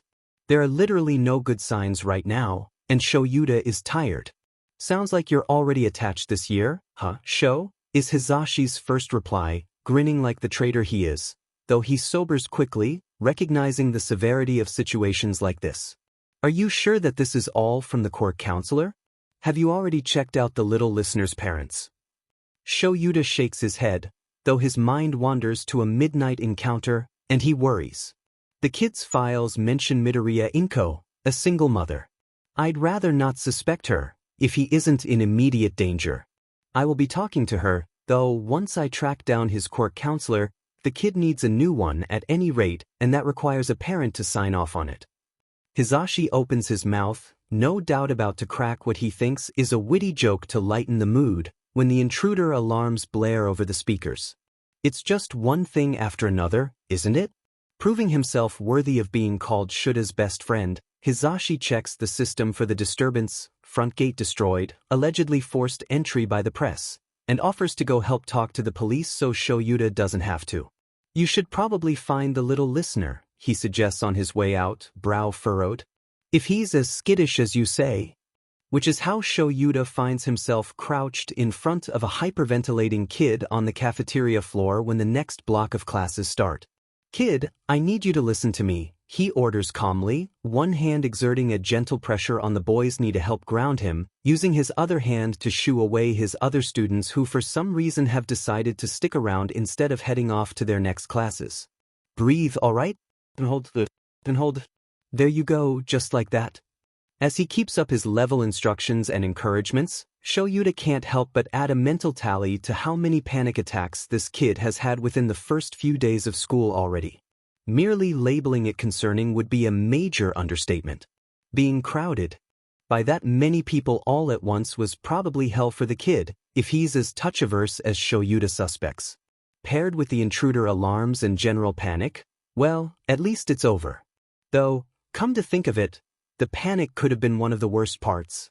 Midoriya's quirk records implied some kind of empathic link. It was stated in the name, and in a chaotic, crushing mass of terrified teenagers. Shoyuta stuffs those thoughts into a back corner to be addressed later, when he's not currently dealing with an exhausted, frightened child. Coaching kids through attacks like these isn't a new experience, but it never gets easier. And so many, right at the beginning of the school year? It's like the kid is silently screaming, terrified of the shadows around every corner, but still somehow pushing himself to keep up with the rest of the class to prove himself. Definitely his newest problem child. Shoyuta dreads the impending paperwork once he figures out what's going on, but now's not the time to dwell on that. Okay, kid, he sighs, straightening and holding out a hand to help the boy up. Let's get you to recovery, girl. Midoriya winces at the name, offering up a small, wavering smile. He doesn't take the proffered hand. Do we need to, though? I'm fine. I've helped bring you down from 2 panic attacks, he states bluntly, not giving an inch.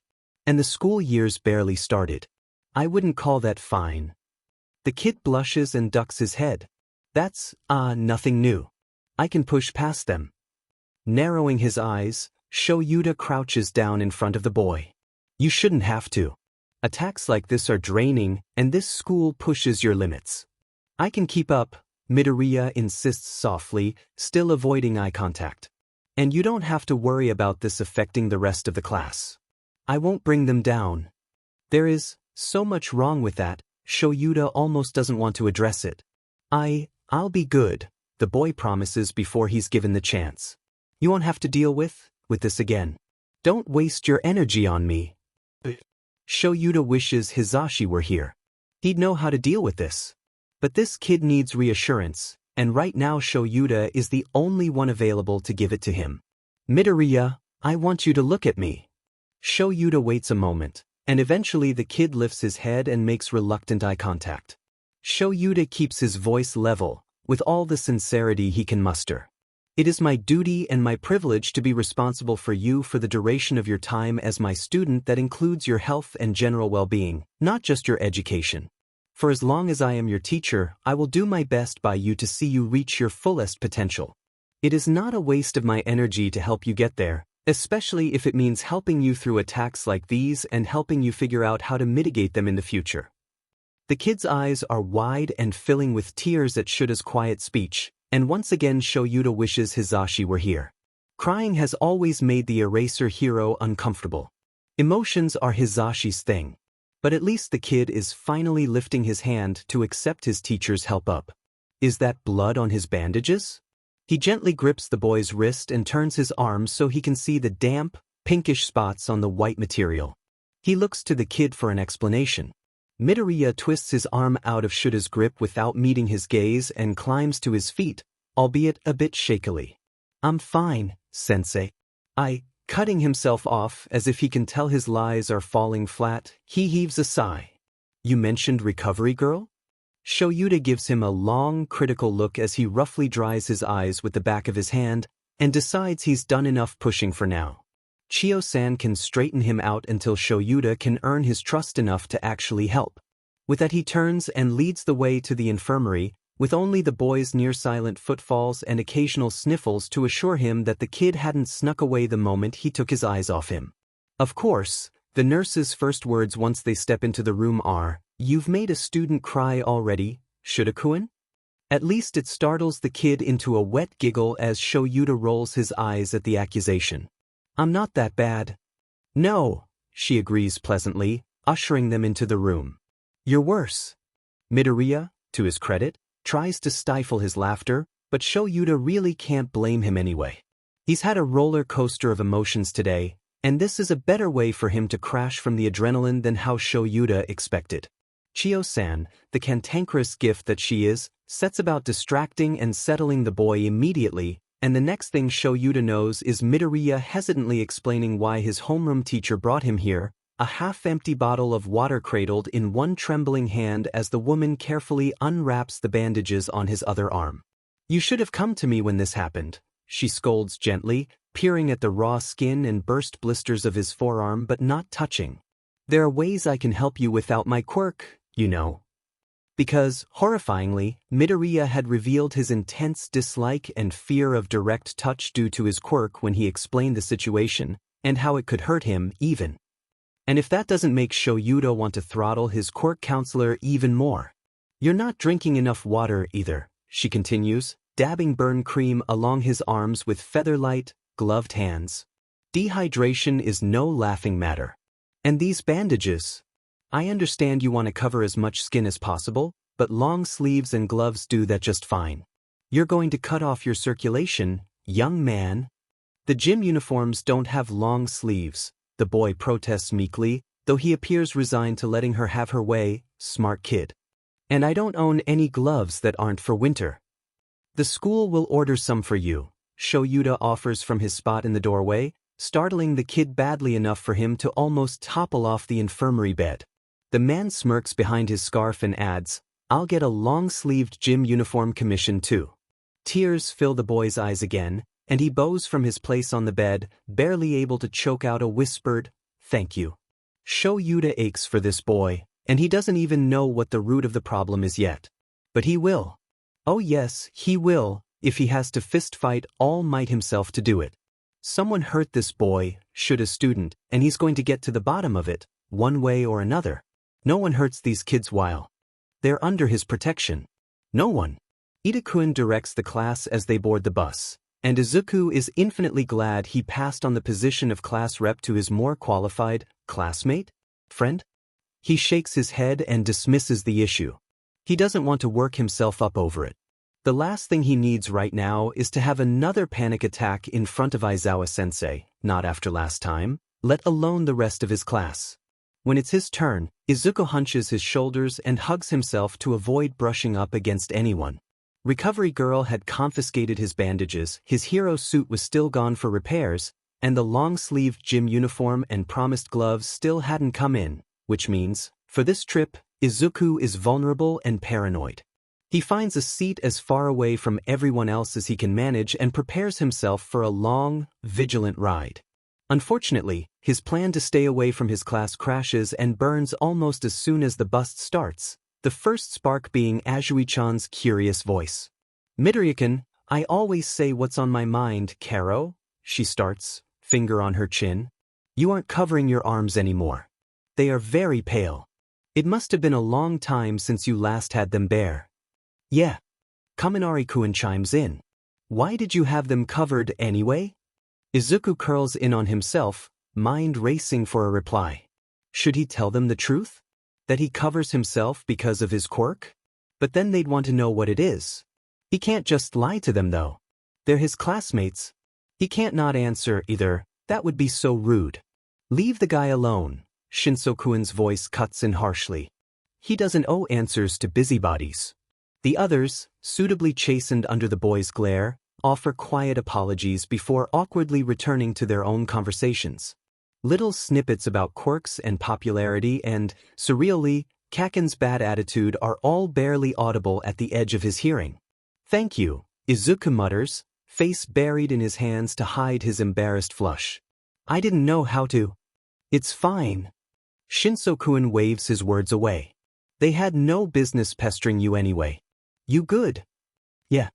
Why is Izuku so choked up about Shinso-kun being nice? "I'm fine." The other boy gives him a dubious look, scarily close to Aizawa-sensei's, but doesn't comment further, merely settling in not far from him as a silent, companionable wall protecting him from the rest of the class. Despite himself, Izuku lets a little tension bleed from his shoulders. Just a little. The bus arrives at a large, glass dome not long after. Izuku loiters at the back, the last to leave and so the last to enter what is promptly introduced as the unforeseen simulation joint by none other than the space hero 13. But something is wrong.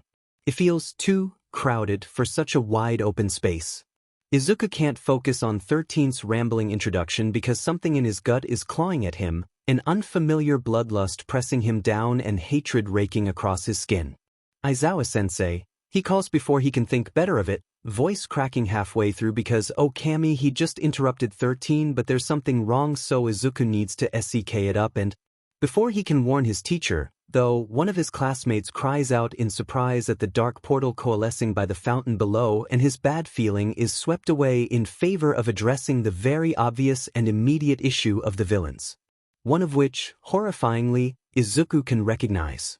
It's not so much his face, which is covered by a disembodied hand, or his hair, which was covered when they first met and was unidentifiable in the dark anyhow, but his posture, how he carries himself. Izuku is certain that man is the same as the one with the disintegration quirk he'd met that night while he was waiting for his acceptance letter and too anxious to breathe in his room. He had spoken with a villain. He needs to warn his sensei. Wait! He shouts, lunging towards Aizawa-sensei. No, Eraserhead before he can leap into the fray.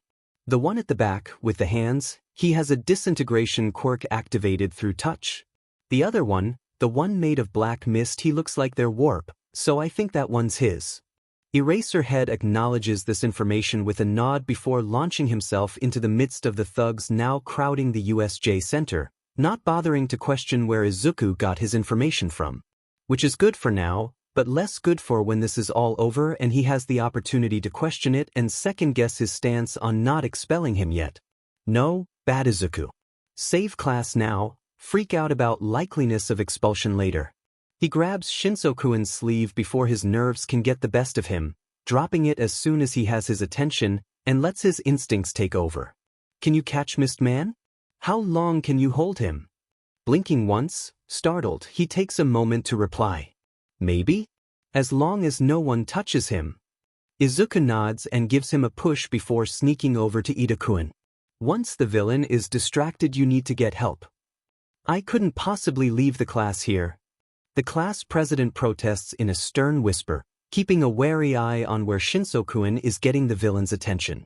Iida-kun, Izuku hisses, distantly shocked at his own aggression, though it could be the feedback from the hostility surrounding them. You are the only one who has a chance at getting the heroes before we're all killed. He winces a bit at the wording, but presses all the same. You can save all of us, but you have to run. Shinsokuin's cry, of surprise? Of pain, prompts Izuku to shove Iida-kun towards the doors just as a semi-corporeal hand wraps around his upper arm and turns him bodily to face the warp villain. He only has the presence of mind to realize that most of the glass is gone before the man is speaking, calm and cool and collected.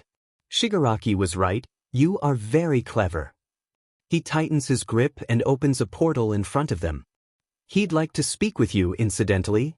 A loud no from 13 is the last thing Izuku hears before he's yanked through disorienting darkness and sent trembling into the dirt.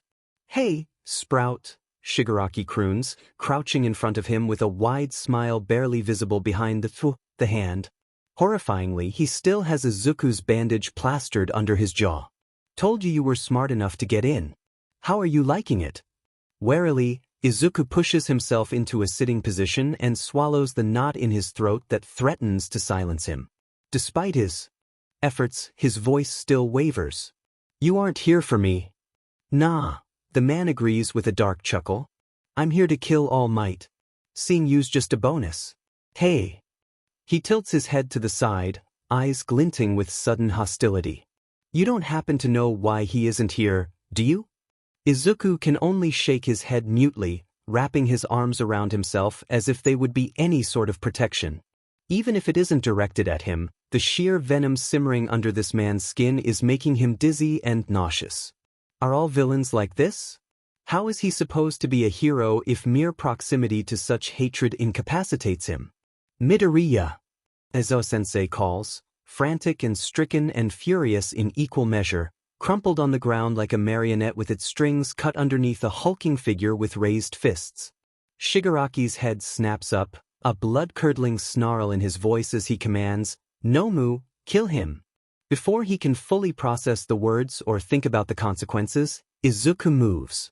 Leaping to his feet with sudden energy and darting around the portals sent to ensnare him, Izuku places himself firmly above his fallen teacher and the creature towering above him, hands outstretched. Wide, wild eyes fix on him, and Izuku remembers to be afraid. Dark, meaty fingers close around the boy in a flash, pinning his arms. Abrupt, excruciating pain punches the air right out of his lungs before he can make so much as a sound beyond a small, pitiful whimper. The sensation of being torn apart and shoved back together wrong, again and again, with his blood searing through him like acid, is enough on its own for Izuku to wish he was never born. But then his quirk peels back the next layer and bombards him with pure, unadulterated terror. It's almost as if someone took the fear of a whole crowd and concentrated it, then mixed it with equal parts self-loathing and agony. Then came the voices disjointed, overlapping, pleading. Please, please, kill us, kill us please. We don't want to hurt, we're hurting, everyone's hurt. Kill us, please, the children, the kids. They'll die, it's our fault, kill us first before, too late, kill us before it's too late for them. Please. It's too much. Blood drips from Izuku's nose, his eyes, the corner of his mouth where he's coughed it up. His heart rabbits in his chest, skipping beats, burning. Izuku, only moments after contact, screams. No! Shigaraki screeches, lurching towards them. Drop him, Nomu. And Izuku drops, a faint, save us, kill us, please, echoing in his mind as his limbs twitch and tremble with aftershocks of pain. He barely hears Shigaraki's continued rant, rabid and volatile, because his face is pressed into the dust. This wasn't supposed to happen. My player 2 was supposed to be out of the way. All Might was supposed to be here. It wasn't supposed to be like this. Aizawa-sensei, Izuku remembers and breathes. He breathes and, with a bitten-off whine, pushes himself to his knees. Glancing around, vision swimming, he tunes out Kurogiri's attempts to calm a hysterical Shigaraki and locks onto his teacher's still, bloody figure. Is he breathing? Is he alive? Izuku can't tell from here. In his peripheral, he vaguely registers the arrival of a few of his classmates, but he only has enough awareness to crawl slowly towards Aizawa-sensei. He kneels next to him, hesitates, whispers, "Please don't die, I don't think I could handle feeling that again." And he gently presses the back of his bare hand against his teacher's cheek. Arms screaming, limp, useless, elbow gone, head splitting, cheekbone cracked, eyes burning, aching. Something in his chest is off, feels so wrong. Izuku yanks his hand back as soon as the anger and fear and something else start bleeding through. Like with Nomu, the pain lingers, compounds. He feels filthy, even if he was just making sure that his sensei was still alive. Dragging himself a few feet away, Izuku heaves until his stomach is empty, until the wrongness he felt from Aizawa-sensei dissipates. "I am here," All Might announces, and everything is downhill from there. Trembling on his hands and knees, Izuku hangs onto consciousness long enough to see the mist man warp away with his inconsolable leader and to hear the rest of the cavalry arrive, too late for anything but cleanup. Slowly he slumps to his side in a cloud of dust. The face of Nomu, hovering over him in concern, is the last thing he sees before everything fades to black. The sounds of shouting and a door slamming open aren't the best to wake up to, especially with a concussion and the frighteningly recent memory of a child screaming in unimaginable pain.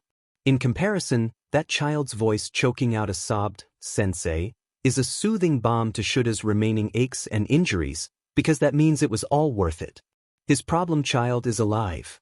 Alive and, shockingly, burrowing under Shuda's cast and into his side, somehow both gentle and gripping his hospital gown with a surprising amount of strength for someone who is usually so touch-shy, completely ignoring the doctor's protests. Additionally, Midoriya makes 2 aborted attempts at speech before finally rasping, "I thought you were dying." Despite the bandages over his eyes, Shoyuta lifts his cast-bound arm and places it over the kid's curls. "I'm not that easy to kill, kid. I'm not going anywhere. But are you all right?" Midoriya quiets slightly at his words, but is still audibly distressed when he tries a brief, "I'm fine." "You're in a hospital?" Shoyuta counters. "You were screaming. Forgive me if I don't believe you." The kid sniffles, pressing into the cast resting on his head, and mumbles, Was just my quirk. Am not hurt. Your extreme quirk exhaustion says otherwise. One up till now silent doctor comments dryly. Yanking out your 4 didn't do you any favors either. Midoriya turns his face farther into Shuta's chest and doesn't reply. Heaving a sigh, Shoyuta nudges the boy. Don't rip out IVs. Speaking from experience, it's a bad idea. I needed to find you, he murmurs. They told me the rest of the class was okay, but they wouldn't tell me anything about you, so I thought.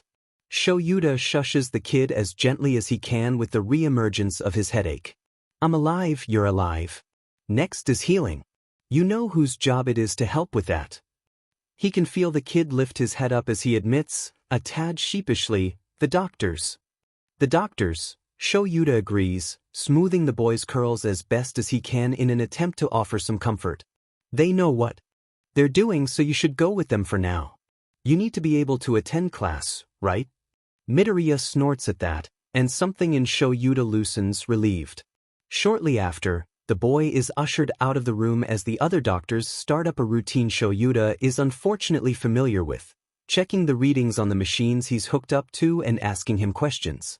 He follows along, familiarity streamlining the process, and soon enough he is being informed that a detective is waiting to debrief him and his student. Shoyuta sighs. He just can't catch a break, can he?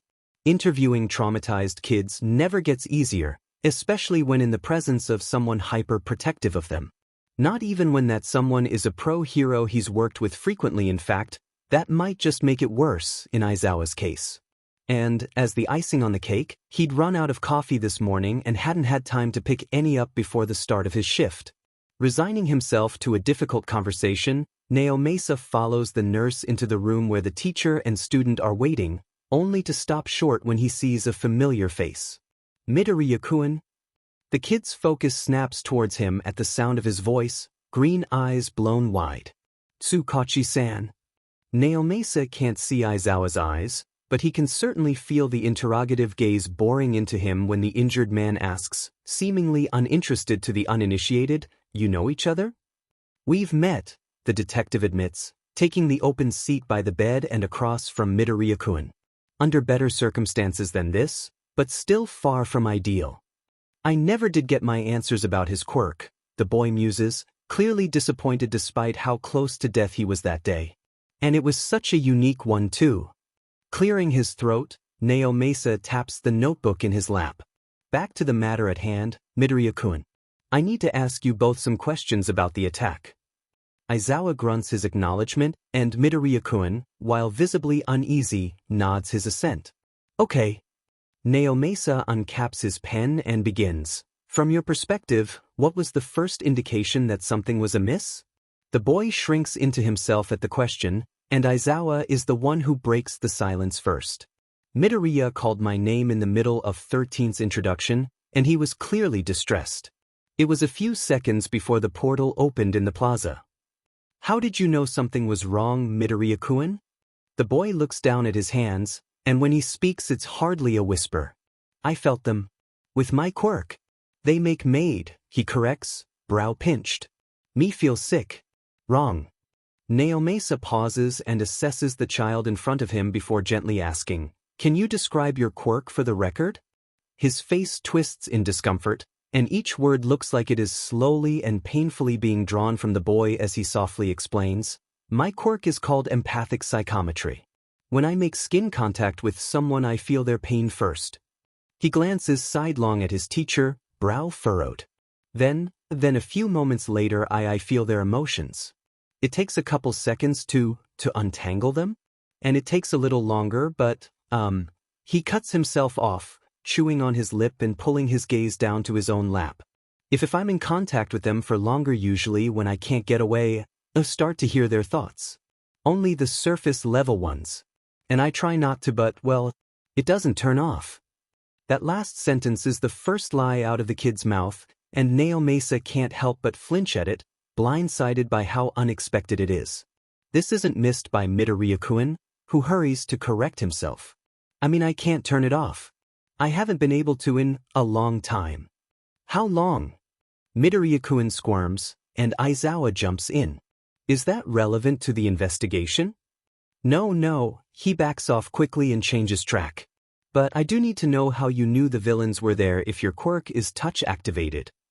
If there are enough people, he offers, voice even quieter than before and gaze far away.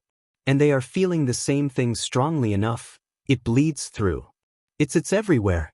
And they the villains, they all. Wait, Aizawa cuts him off, making an aborted movement to sit up. Like with the panic after the gates were destroyed? Is that why you had a panic attack? And when I pulled you out of the press that day? Hell, was that what the first day of class was like? The kid glances up at the man, then back down. Yeah. It's overwhelming. All of it is. There's a moment of silence that Naomasa uses to compartmentalize so he can process all that later. Let's move on to the rest then. Though Midoriya-kun. He meets the boy's eyes for as long as he looks up. If at any point you need to leave, you can. He presses his lips together and nods, but for some reason Naomasa doubts he's going to take the out he's been given, no matter how uncomfortable the questioning makes him. Naomasa forges on. He's got a job to do, if they want a chance at capturing these villains before they can hurt someone else. So, what happened after the portal opened? He figures Aizawa will be the first one to speak again, but Midoriya surprises him, both of them, if that twitch is any indication, by blurting out, I recognized one of the villains. Even though it isn't directed at him, Naomasa can feel the strength of Aizawa's stare. Midoriya-kun can too, it seems, as he hurriedly explains, not that I knew he was a villain. And I only met him once. But, that's how I knew his quirk. You met Shigaraki, Aizawa concludes, voice low and face unreadable behind the bandages. When? The kid flushes and turns his head to stare at the wall as if it's the most fascinating thing in the world. The night after I first met you?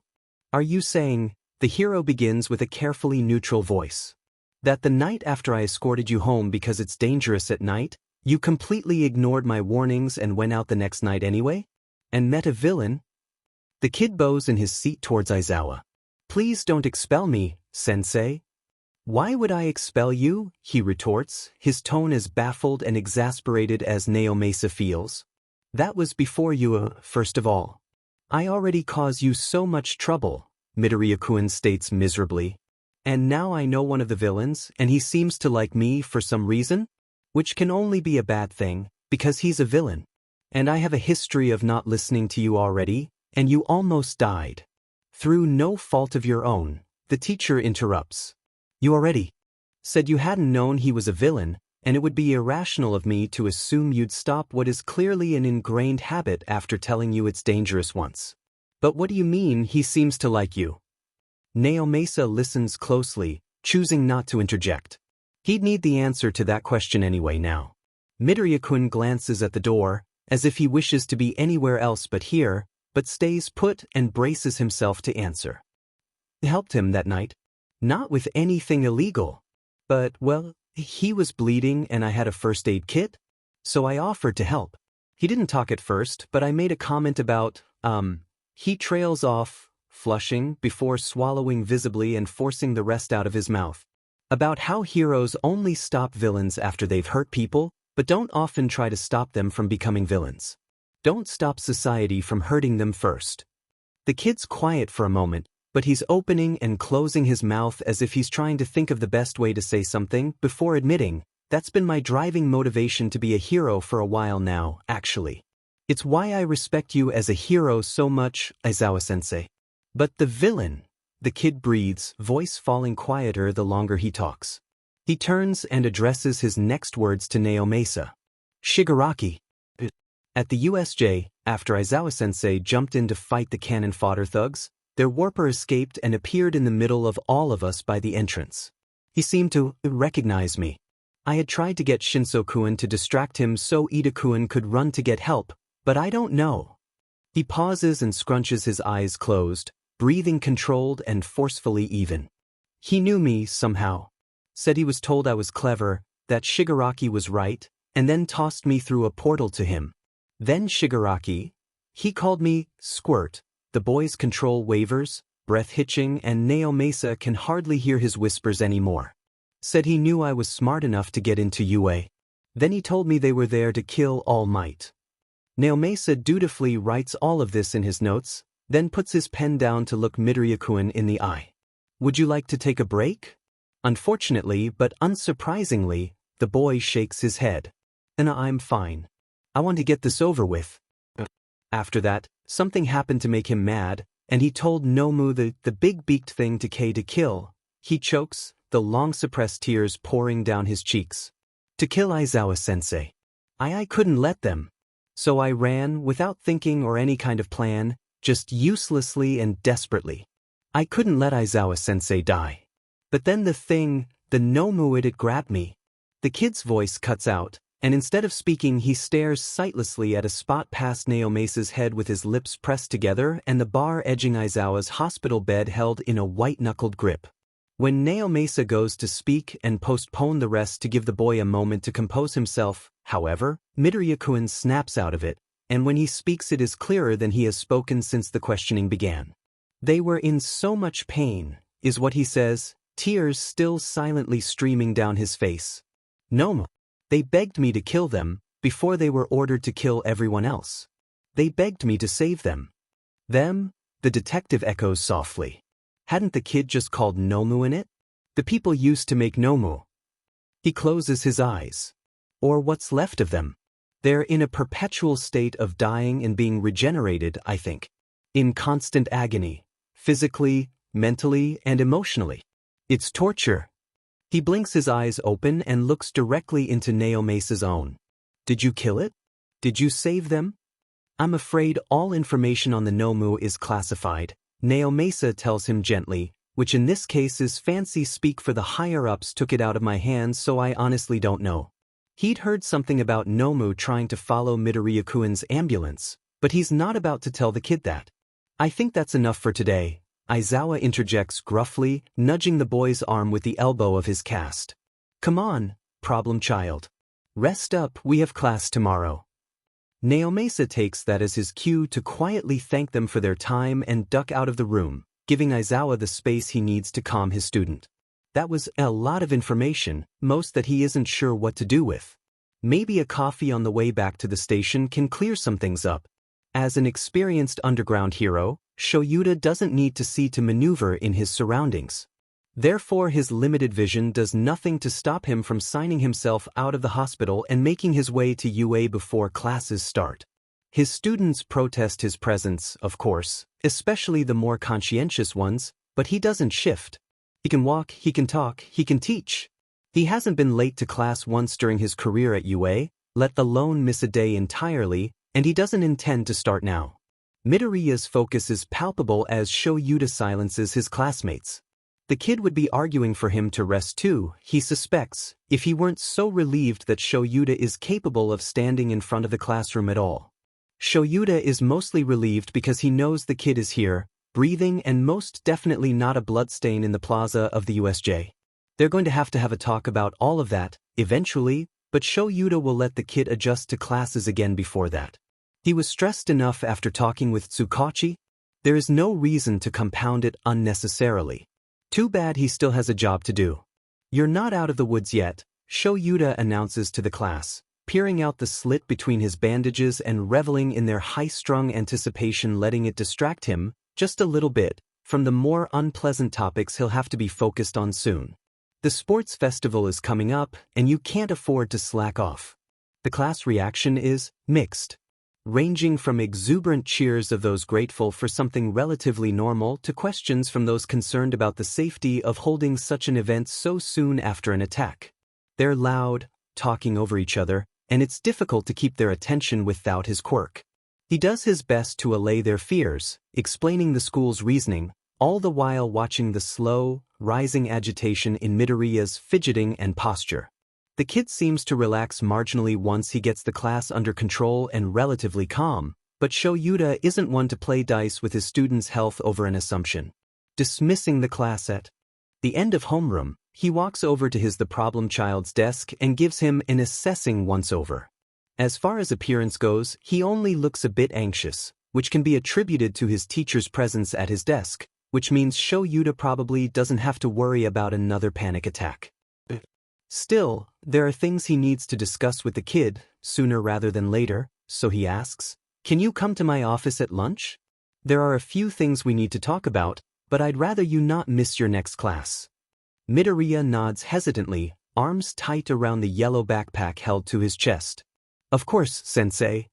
With a nod in return, Shoyuta steps aside to let the kid pass, though he calls after him to add, "Oh, and Midoriya? You have my permission to leave the room if your classmates become overwhelming. This extends to all of your classes."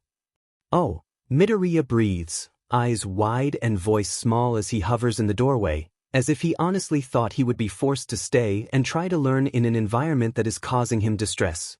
"Thank you, sensei."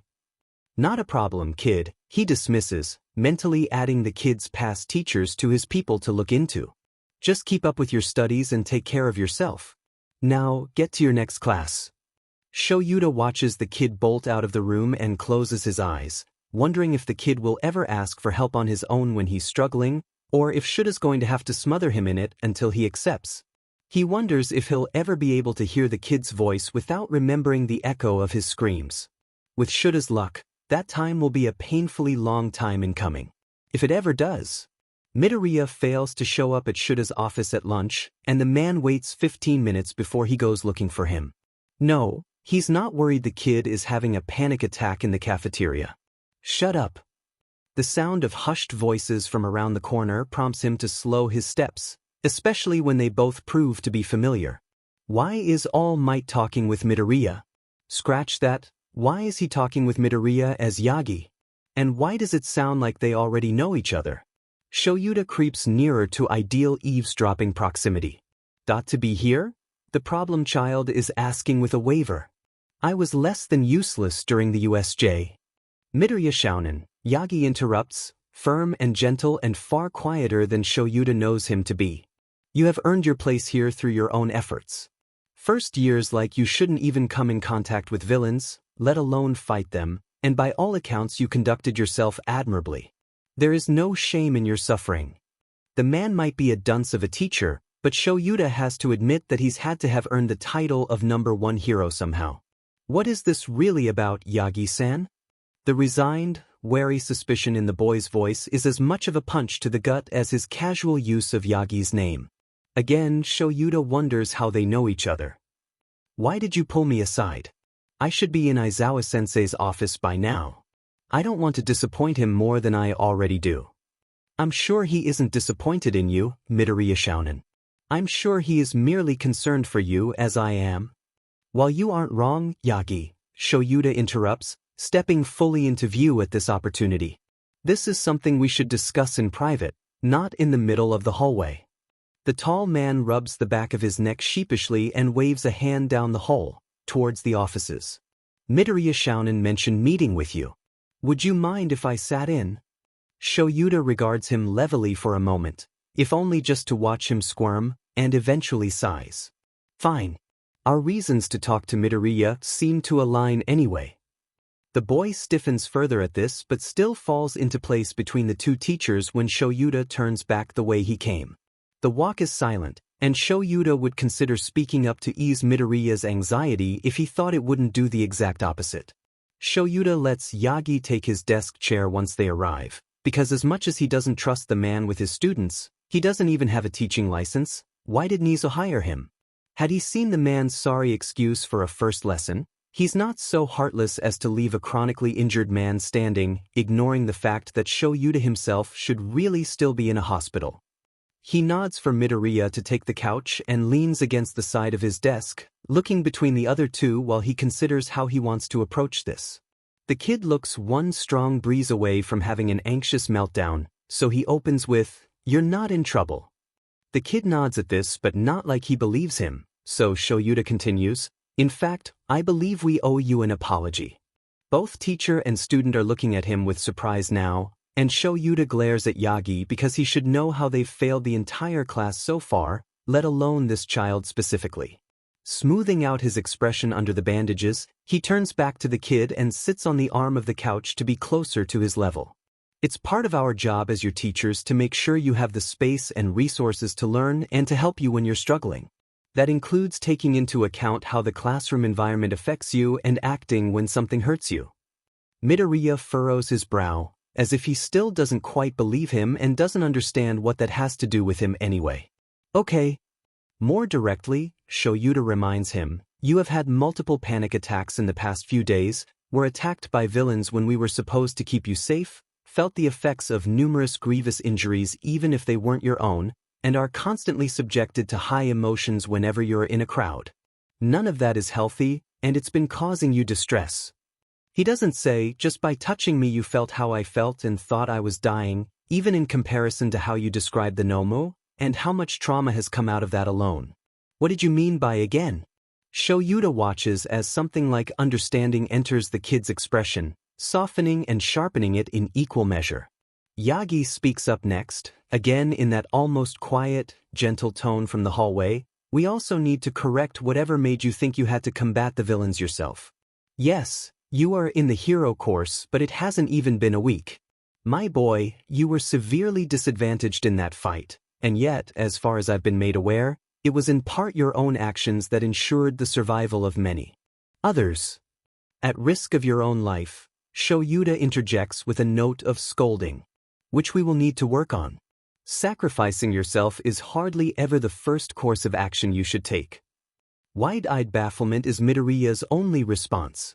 Shoyuta hopes he's reading too much into it, because if he isn't it means the kid has never been taught to value his own life, and Shoyuta might just need to ask Nizu's leave to abandon his classes to punch someone.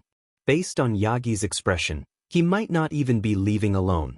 If you say so, sensei, Midoriya accedes softly, biting his lip before adding, you're telling me all of this because? A few reasons.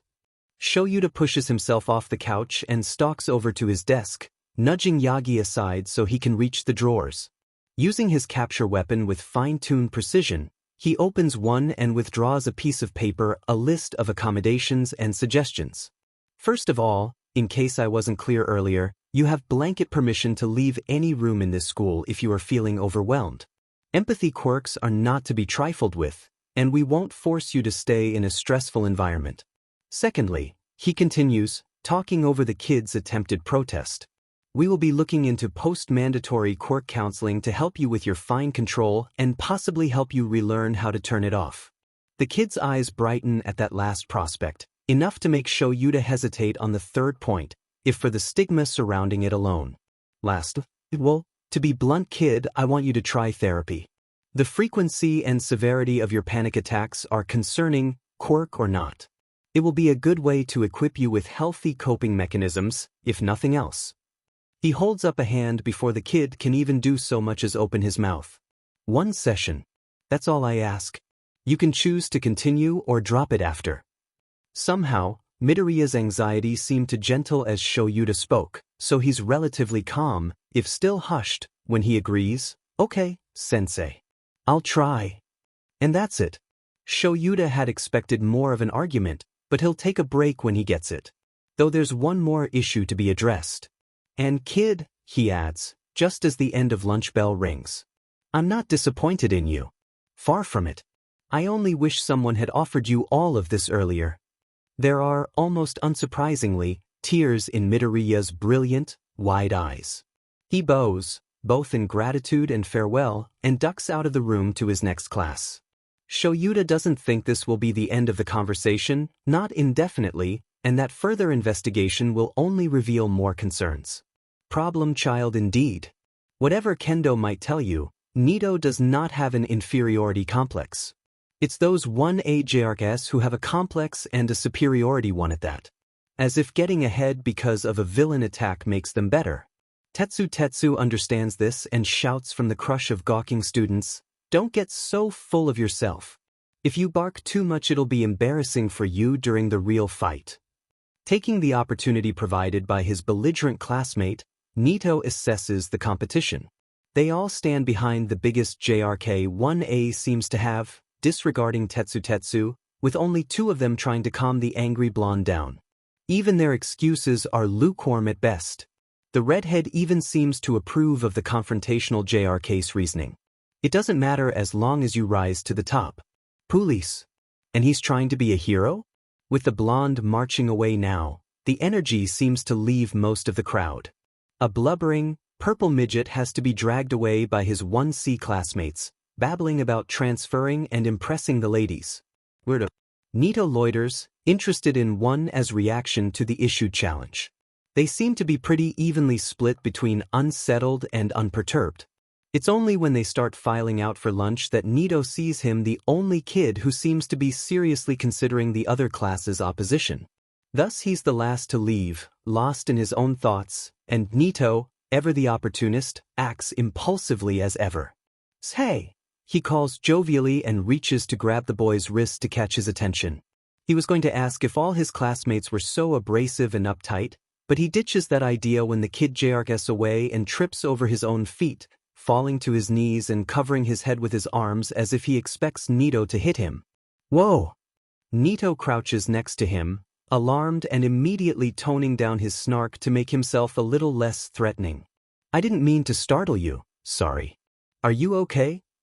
The other boy blinks up at him over his arms with watery eyes and takes a slow, deliberate breath. I'm fine. Sorry for, freaking out. It's my fault, Nito insists, removing this kid from his mental grouping of 1A since he's obviously not included in their supposed superiority, likely thinking himself the opposite, if he's reading him right. And that just won't do, only because it makes for poor competition, and not because he's seriously worried about this kid's breathing, of course. He holds out his hand. Come on, let me help you up. Thank you, the boy murmurs, avoiding Nito's gaze as he accepts the proffered hand. Except, he freezes as soon as he makes contact, stops breathing, muscles locked, eyes glassy. Nito would refuse to admit it, but he panics, reaching for the other's quirk in a reflexive attempt to find anything he could use to help. And that's about when the world explodes. Well, not quite exploding. If he were asked to describe it after the fact, the best he would be able to come up with is that it's an entirely new sense altogether, outside of the regular 5, and that it is overwhelming in its intensity. Yes, he can still see, can still hear, but it seems almost arbitrary when he knows exactly where everyone within 100 meters of him is, knows what it would feel like to be in their body, knows the emotions dancing in the bones of each of them. He doesn't think the quirk is usually like this. The boy before him is the closest, the clearest, the most intense. He's terrified, both of and for Nito, and Nito was right before when he assumed he wasn't breathing. He can feel the ache in his chest as if it were his own, can feel the headache pounding at the back of the kid's eyes. They're a feedback loop, Nito thinks distantly as someone completely swamped in pain nearly flies towards them, increasing the compounding pain between the two boys tenfold. They're in a feedback loop that makes it worse for both of them, expands the other's already terribly too far reach, and Nito has decided he is never copying this boy's quirk again. For both their sakes. The man made of pain turns the corner and abruptly Nito can breathe again, only has to feel his own emotions and pain again. One as teacher, Izawa-sensei, stands before them, eyes red and hair floating. Nito wants to apologize. To both of them. But he doesn't know how. The kid scurries away before he gets the chance anyway. Nito can only stare at the boy with a hurricane quirk under his skin, with his mind and heart open to everyone around him, open to be torn and crushed and twisted with vile, hurtful things, as he hurries down the hall until he's out of sight, then looks up at one as teacher with haunted eyes. I don't think that kid has ever been okay a day of his life if that's always what he's feeling. Izawa-sensei is still facing the spot where the shattered kid was last visible. I know. Nito. Seriously messed up. He messed up so bad. Kendo is going to kill him, find someone with a necromancer quirk to bring him back to life, and kill him again, slower. No one will be able to find the body. And the kid. He was terrified of him. What kind of hero scares other kids? He needs to fix this. He needs to apologize and make this right. Does that mean he needs to start hanging around the 1A kids now? UA is different from what Izuku expected. He knew about the strict yet unpredictable teaching beforehand through study and research, knew about the rivalries and the high-stakes competitions between classes. But the teachers? The students? They are like no one he's ever met in his life. Take Izawa-sensei, for starters, arguably the most surprising of the lot. He appears gruff and unapproachable, But on the very first day he apologized for making assumptions about Izuku's quirk. Apologized to him, and then offered to talk if Izuku ever needed it. All on day 1. Then he helped him get out of the crush of reporters on day 2, blocked him from them with his body. Helped him down from a panic attack the day after that with the break-in, made sure he went to Recovery Girl, stayed with him as she checked him over, and even ordered gloves and new gym clothes for him. Then Aizawa-sensei almost died protecting them. Izuku doesn't think any of his past teachers would even consider doing that, or letting him hug them to reassure himself that they were actually alive and he hadn't gotten them killed, or express concern about how Izuku's quirk affects Izuku. What kind of teacher apologizes? Tells him he matters. Teachers, they just don't do things like that. Do they? I mean, there is Yagi-san, Izuku thinks as he shuffles to the gates, drained from a post-quirk use panic attack and having half a mind to just lie down in a park somewhere and take a nap. But he's all might. Is there really any comparison? He's the #1 hero. It's his job to be nice to me. Besides, he hasn't been a teacher for long. Eventually he'll learn that I'm not worth his time. That I'm disruptive. Invasive. And that doesn't even begin to brush up on the other students. Midoriya-kun. Izuku blinks up at Tokoemi-kun, who's standing by the gate. His avian classmate puts his hands in his pockets and regards Izuku solemnly. We may each have to fight our inner demons alone, but that does not mean no one stands by your side. See, this is a perfect example of what he meant by students. Izuku grips his backpack, disbelieving and more than a little confused. Thanks. Tokoemi-kun nods once and turns towards the exit. Our comrades await. Comrades? Izuku mouths to himself, trailing behind the other. Uraraka-chan, Ida-kun, and Shinso-kun are all waiting just around the corner, talking amongst themselves. Uraraka-chan looks up at their approach and brightens considerably. Hey you two. We were just talking about going to get some boba, wanna come? The not-so-small thrill Izuku feels at the offer is undeniable, and a little sad in its intensity actually, so he says, let me ask my mom? Well, asks more than says. Stupid anxiety. Fumbling for his phone, he shoots Ka-san a text, my classmates invited me to get boba, can I go? It takes all of 2 seconds for her to respond, but her reply gives him pause. Are you sure, sweetie? Is he sure? He wants to say yes, wants to trust his classmates may be friends, but he's had classmates may be friends before who didn't tip over into the next category for very good or very bad, depending on your perspective reasons. I'll tell you if I need an excuse to leave, he texts back. There, a compromise. She replies with a thumbs up and a heart. Izuku tucks his phone away and offers a shaky smile to the others. Where to? They end up at a place Ida-kun recommends for their fresh ingredients and quality tea. They all order, Uraraka-chan humming and hawing with Izuku over the prices more than the others, before all finding a seat in a corner booth away from the door. Ida-kun speaks up first, pushing his glasses up as he addresses Izuku. Midoriya-kun, your strength and reflexes are quite astounding. What kind of training did you have before UA? Oh, right. People have conversations when they hang out. He tugs on his new school-issued gloves nervously. Nothing formal really. Basic strength training, mostly, and hauling a lot of trash. He doesn't want to say that his reflexes can be credited to his bullies. UA is supposed to be a new start, so they don't need to know. Right? Besides, it wouldn't do for them to connect the dots with Kaken. You trained all by yourself? Uraraka-chan asks with wide, sparkling eyes. Well no, he admits, rubbing the back of his neck. It kinda have. I'm not quite sure if we're still going to meet up, but it's only been a few days since school started. Anyway, I had a personal trainer, technically. He gave me a workout and diet plan at any rate, and supervised some when I was cleaning the beach. Wait. She holds up her hands and closes her eyes. Are you telling me you were the one who cleaned Dagoba? I mean, he casts about for a way to change the subject, face burning. He never thought he'd have to explain his far-fetched goal. He never thought someone would realize. So you did, Shinso-kun comments dryly and takes another sip from his coffee jelly pearl and dirty chai boba in what could be read as a mocking or sarcastic manner. Or Izuku is paranoid and reading too much into his companion, merely enjoying his drink.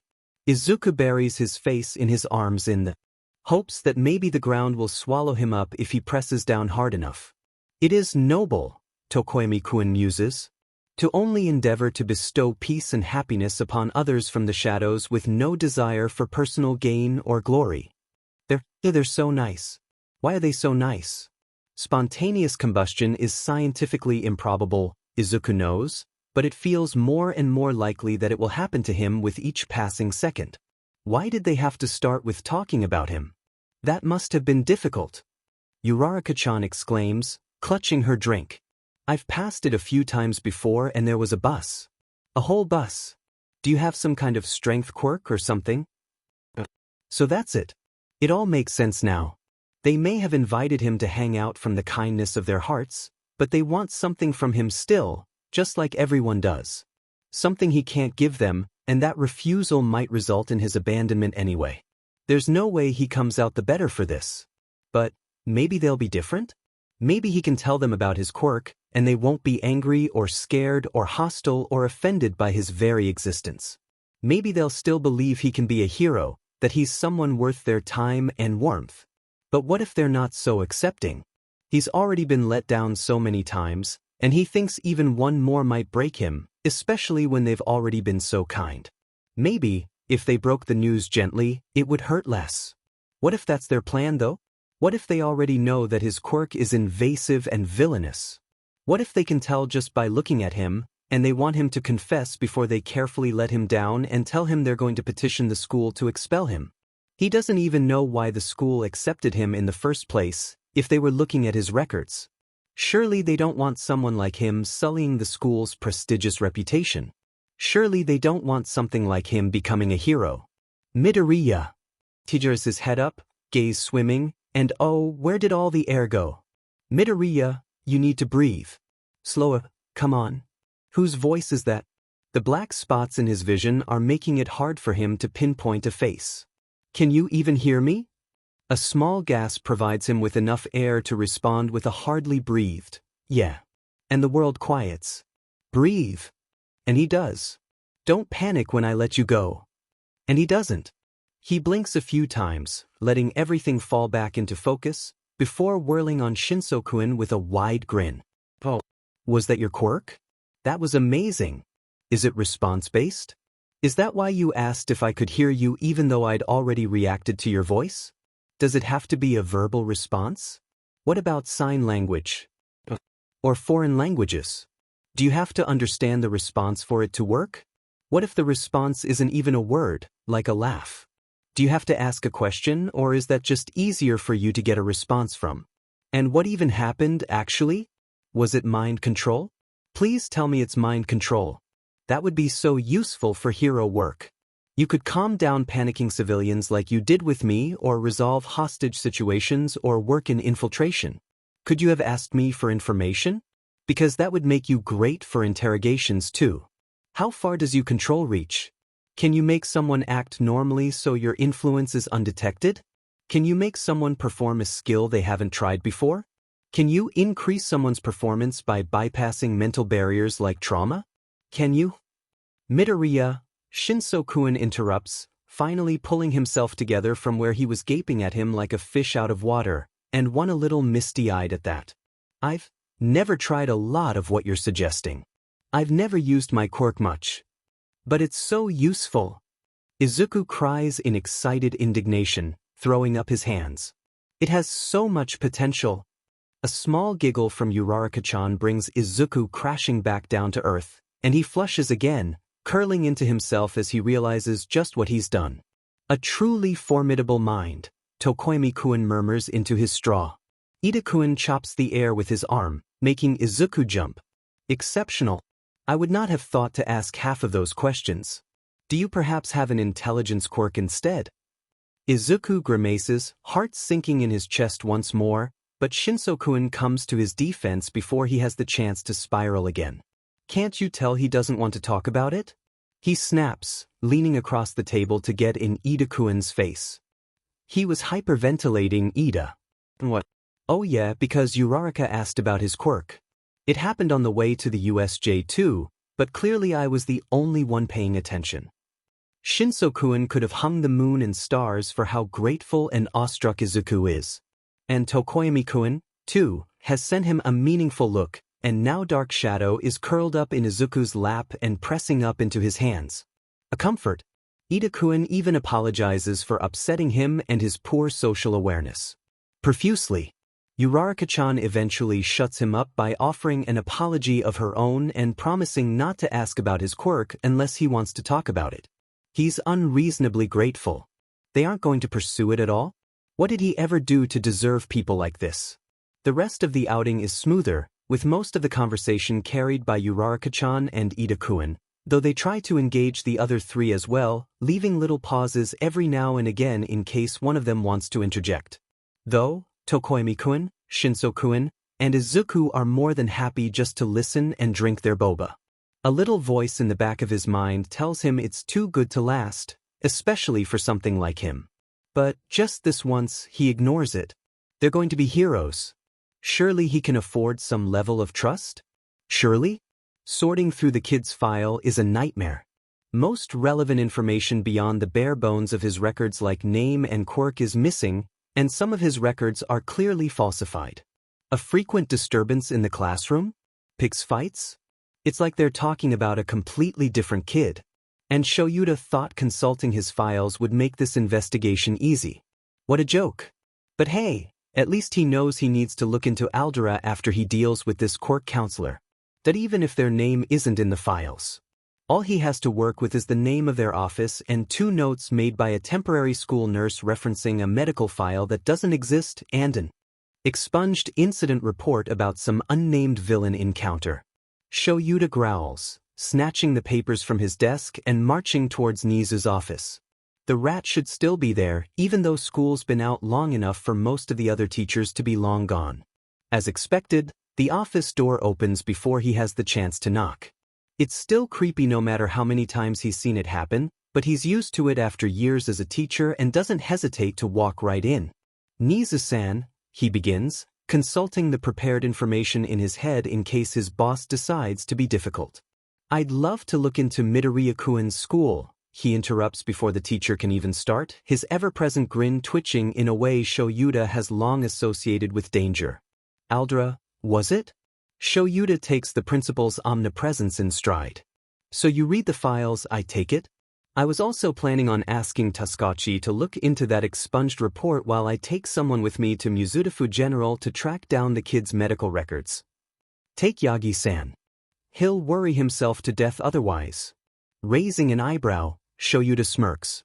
And this suggestion has nothing to do with the fact that Yagi has been checking in with you every hour or so for updates on Midoriya, right? Nizu sips his tea and does not comment. With an amused huff and a shallow bow, Shoyuta bids the principal farewell and steps back out into the hall to begin his hunt for Yagi. Though he has a guess as to where the man is.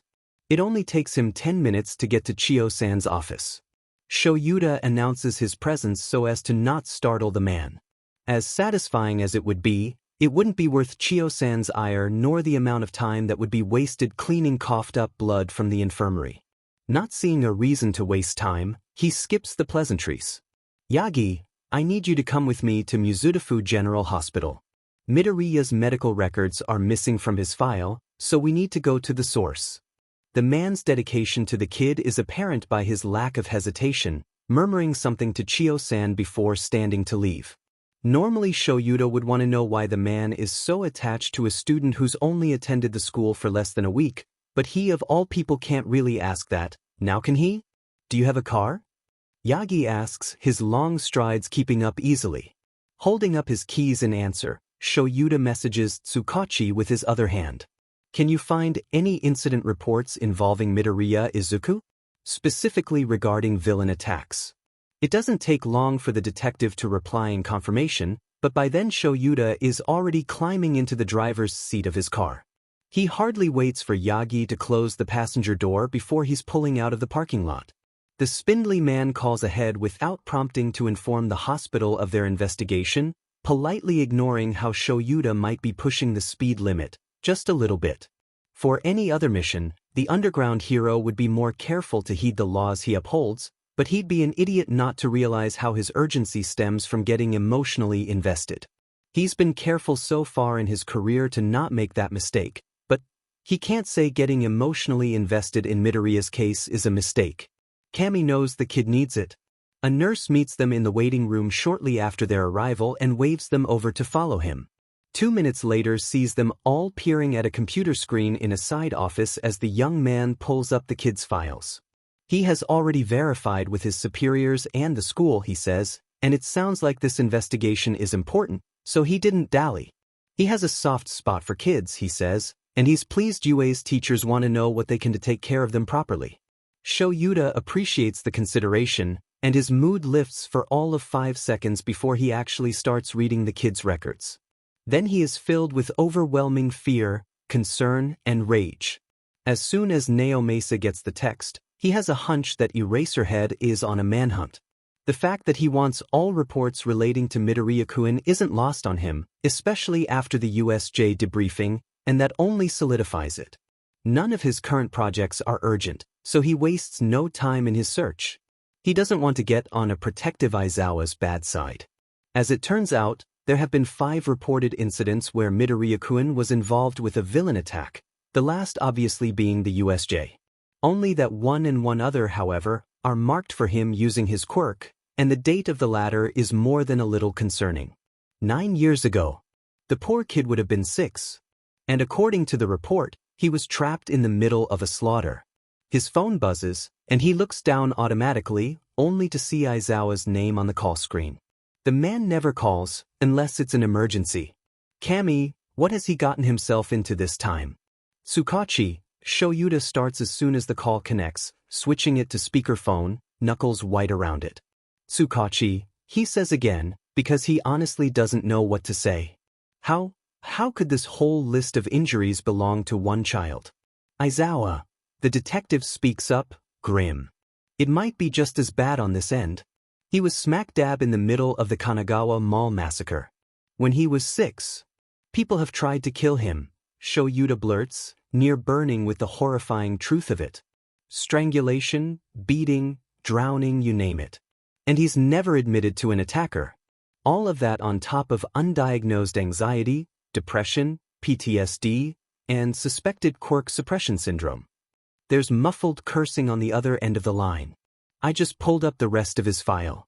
No one has pressed charges or accused anyone of any of it, and no investigation has borne fruit. The incidents taper off towards his teens, but there's a note here that says the kid had kept coming in with old injuries under the newer ones, and it's suspected that the frequency didn't drop at all. The main suspects are bullies, but the school seems like it covers all its bases to keep its records clean. If Shoyuta had a strength quirk, his phone would have been shattered into a million pieces. They think kids did this? The kid's own classmates treated him like a villain? And Aizawa, Tsukachi adds, voice low. I think I know why Midoriya-kun can't turn off his quirk, and it might have contributed to the quirk suppression syndrome. Yagi places a hand on Shuta's shoulder in a show of support, though his expression is stone cold. The poor nurse is green in the face, staring at the screen in abject horror. Shoyuta takes a deep breath and braces himself. Hit me. The report for the Kanagawa Mall massacre says his quirk was active the entire time. It also says the kid, even at 6, was attempting to administer first aid and comfort those beyond saving. He was catatonic for 5 days after, the nurse whispers, leaning heavily on the table. Naomasa. Yagi's tone is darker than Shuta's ever heard it, sending chills down his spine. How many people has he felt die? The floor isn't exactly the most comfortable place to sit, but it's either that or collapse into Yagi, who is thunderous enough that he probably won't realize and will drop Shoyuta anyway. A young voice echoes in his head. Please don't die, I don't think I could handle feeling that again. Shoyuta thinks he's going to be sick. Some of these injuries are from an adult. The nurse chokes out, eyes still fixed on the screen now displaying a variety of images. They'd have to be. And some might be self-inflicted. Tugging on the young man's pant leg, Shoyuta guides him as he half sits, half collapses on the floor next to him. There's a long silence, everyone lost in their own thoughts. Shouldas are all questions. Who would do this? Has the problem child ever asked for help? If the kid's quirk suppression syndrome did start at 6, why did his quirk counselor do nothing about it? Why did his parents do nothing about any of this? It all boils down to 3 things. 1. A home visit is long overdue. 2. He needs to track down that quirk counselor yesterday. And 3. He hopes Nizu burns Aldra to the ground. All that's left is figuring out how to actually help the kid. As soon as Izuku walked into the classroom this morning, he knew that Aizawa-sensei was on edge and distracted. It hasn't gotten any better over the course of the morning, and the others are starting to pick up on it. He half expects him to ask to talk at lunch again when he approaches his desk after homeroom, but he only informs him that he has arranged a home visit with his mother, and that she has asked him to offer Izuku a ride home. Izuku doesn't even have time to ask why before his teacher is walking away, and so a seed of dread is planted, growing into twisting vines over the course of the next few classes. Tokoyami-kun and Shinso-kun, either because they can read him that well already or they know something, intercept Uraraka-chan and Ida-kun before the two can ask him to sit at their table for lunch. After they leave, Uraraka-chan glancing over her shoulder with furrowed brows as she goes, the first two ask if he'd rather have lunch outside or in the near-empty classroom. Izuku is so grateful that he nearly breaks down crying then and there. They end up halfway up a tree, and Shinso-kun hands out homemade bentos as if there were no other way for this to play out except for the 3 of them to hide away together outside. Izuku does cry after the first bite, because he can't remember if anyone has ever shared lunch with him before, and it's so good. Shinso-kun nearly falls out of the tree, alarmed. Is it bad? I can go get something from lunch rush if. No. Izuku sobs, snatching Shinso-kun's sleeve to keep him in place. His other hand clutches his chopsticks in what might be desperation. I love it. The other boy still looks unsure, but he settles and picks up his own bento at Izuku's insistence. Dark Shadow, who had been watching this interaction like a tennis match from over Tokoyami-kun's shoulder, swoops over to wind himself around Izuku's still outstretched arm. Reflexively, Izuku releases Shinso-kun's sleeve. The bird-like quirk is quick to claim Izuku's arm for his own, nuzzling into his shoulder with a small trill. Tokoyami-kun is mortified, and Izuku laughs, putting his chopsticks aside to slide Dark Shadow's rough smooth knot feathers with one thinly gloved hand. He forgets entirely about Aizawa-sensei's odd mood until school lets out, and suddenly the man is there, waiting to drive him home. Izuku smiles to mask how his dread returns like a punch to the gut, biting his tongue to stop himself from asking what he's done to get in trouble this time. Aizawa-sensei would tell him if he did something, right? He hopes the man isn't the type of teacher to say he did something wrong just to punish the problem child. But if Izuku isn't in trouble, why would he want to meet with his mom? And outside of school with Izuku there no less. Aizawa-sensei, newly bandage-free, opens the passenger door and motions for Izuku to climb inside. He doesn't wait around to see if he listens and rounds the front to climb into the driver's seat. The drive to his apartment complex is silent. The Midoriya's home is small and nondescript, similar to its tenants. It looks cozy, peaceful. Like nothing hides behind those walls, only a normal, happy family of 2. Kami show you to hope so. He nudges the kid towards the door. It takes a couple of deep breaths and what looks like a mental pep talk for him to finally open it, calling out with cleverly constructed cheer, I'm home. There's a routine song and dance with hugs and smiles and greeting, but there's no mistaking the strain in both of their expressions, the caution, how Midoriya-san avoids touching her son directly. Out of concern or fear? Could it be both? Shoyuta scuffs his shoe against the doorframe to catch their attention and announce himself. I'm sorry for organizing this visit on such short notice, Midoriya-san. Oh, it's no issue. Her smile is welcoming, but her hands wringing each other betrays her nerves. And please, call me Inko, if only to prevent confusion. You're Aizawa-san, yes? Izuku's told me so much about you. She pauses, smile faltering. Has something happened? Was he in another fight? Oh, he realizes. She has no idea. Another fight, she says, as if that were all they were. As if all of Midoriya's injuries came from a mere schoolyard scuffle. Did no one tell her? Or did she know, and purposefully ignore her son's suffering? But no, there's genuine concern in those familiar, vivid, emotive eyes. Like mother, like son. So mislead, but by who? For what reason? Why do you think it was a fight, Inko-san? He inquires, following her inside and automatically noting the well-loved but well-used interior, as well as the clear anxiety written over every line of the kid's body as he watches his mother and teacher interact. So it's not. She sags onto the couch in relief. That's good.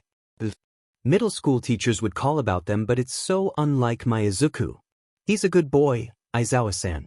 But Tamako-san, well, she would always explain it away as the hostility he would pick up from watching villain fights. She'd say that it is the expected outcome of his quirk. I know she's a professional, Inko confides, though a tad bitter. But I don't quite believe her. Izuku is always an angel at home. Mom. Midoriya whines, half ducking as he sits next to her and across from Shoyuta, hiding his tomato-red face in his hands. Please.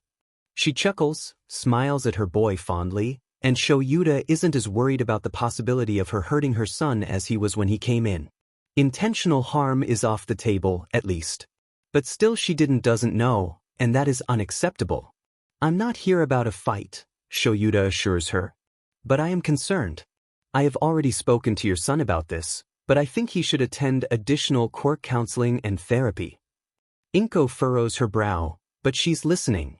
I know you likely know what you're doing as a pro-hero and a teacher, but I'd like to know why you are suggesting this. You've known my son for hardly a week. A few reasons. And he's honestly glad she asked. It's a good sign that she wants to know more, wants an explanation.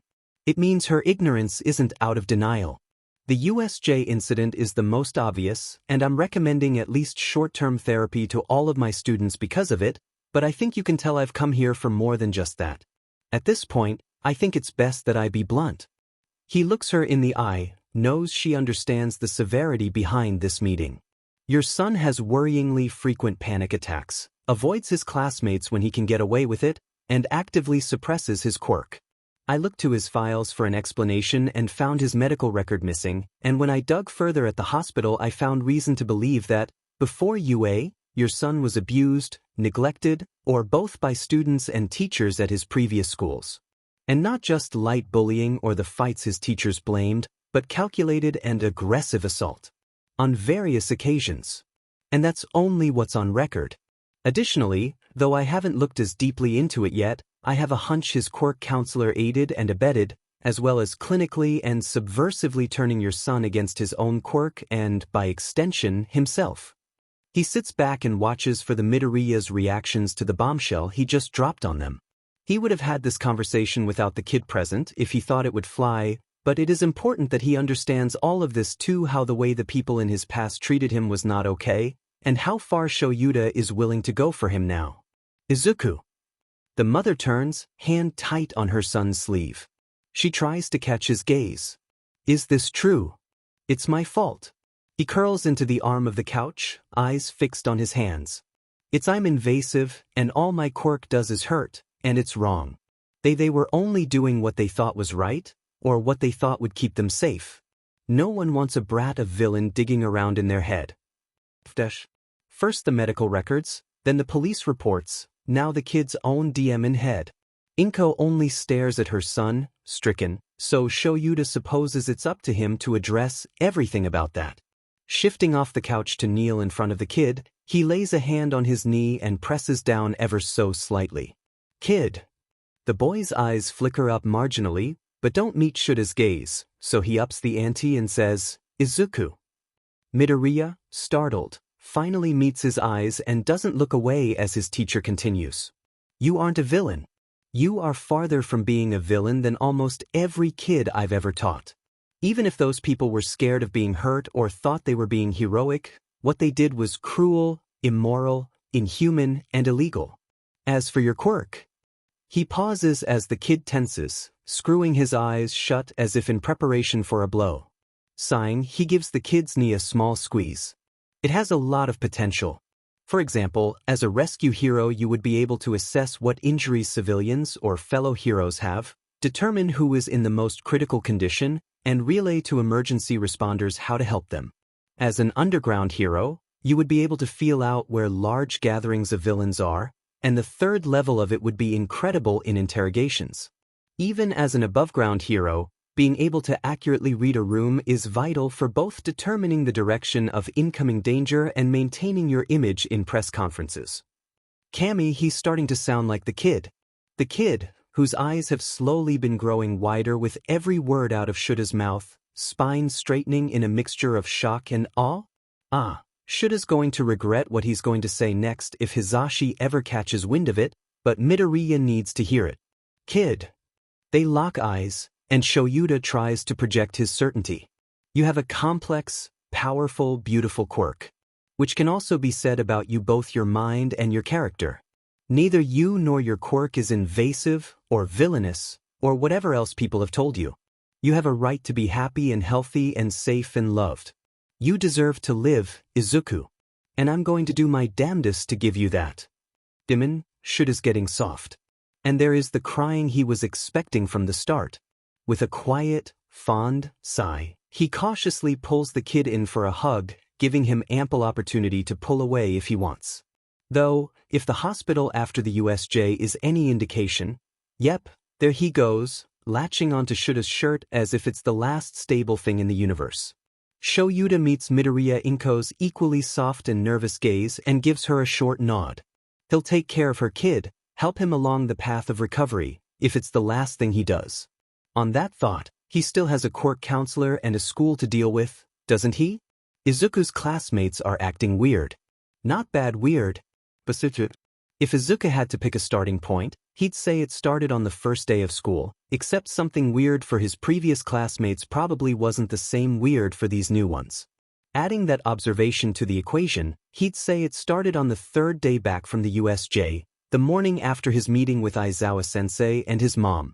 Which he is adamantly not thinking about right now, thank you very much. Anyway, his classmates, they're being more weird than normal. Ever since this morning.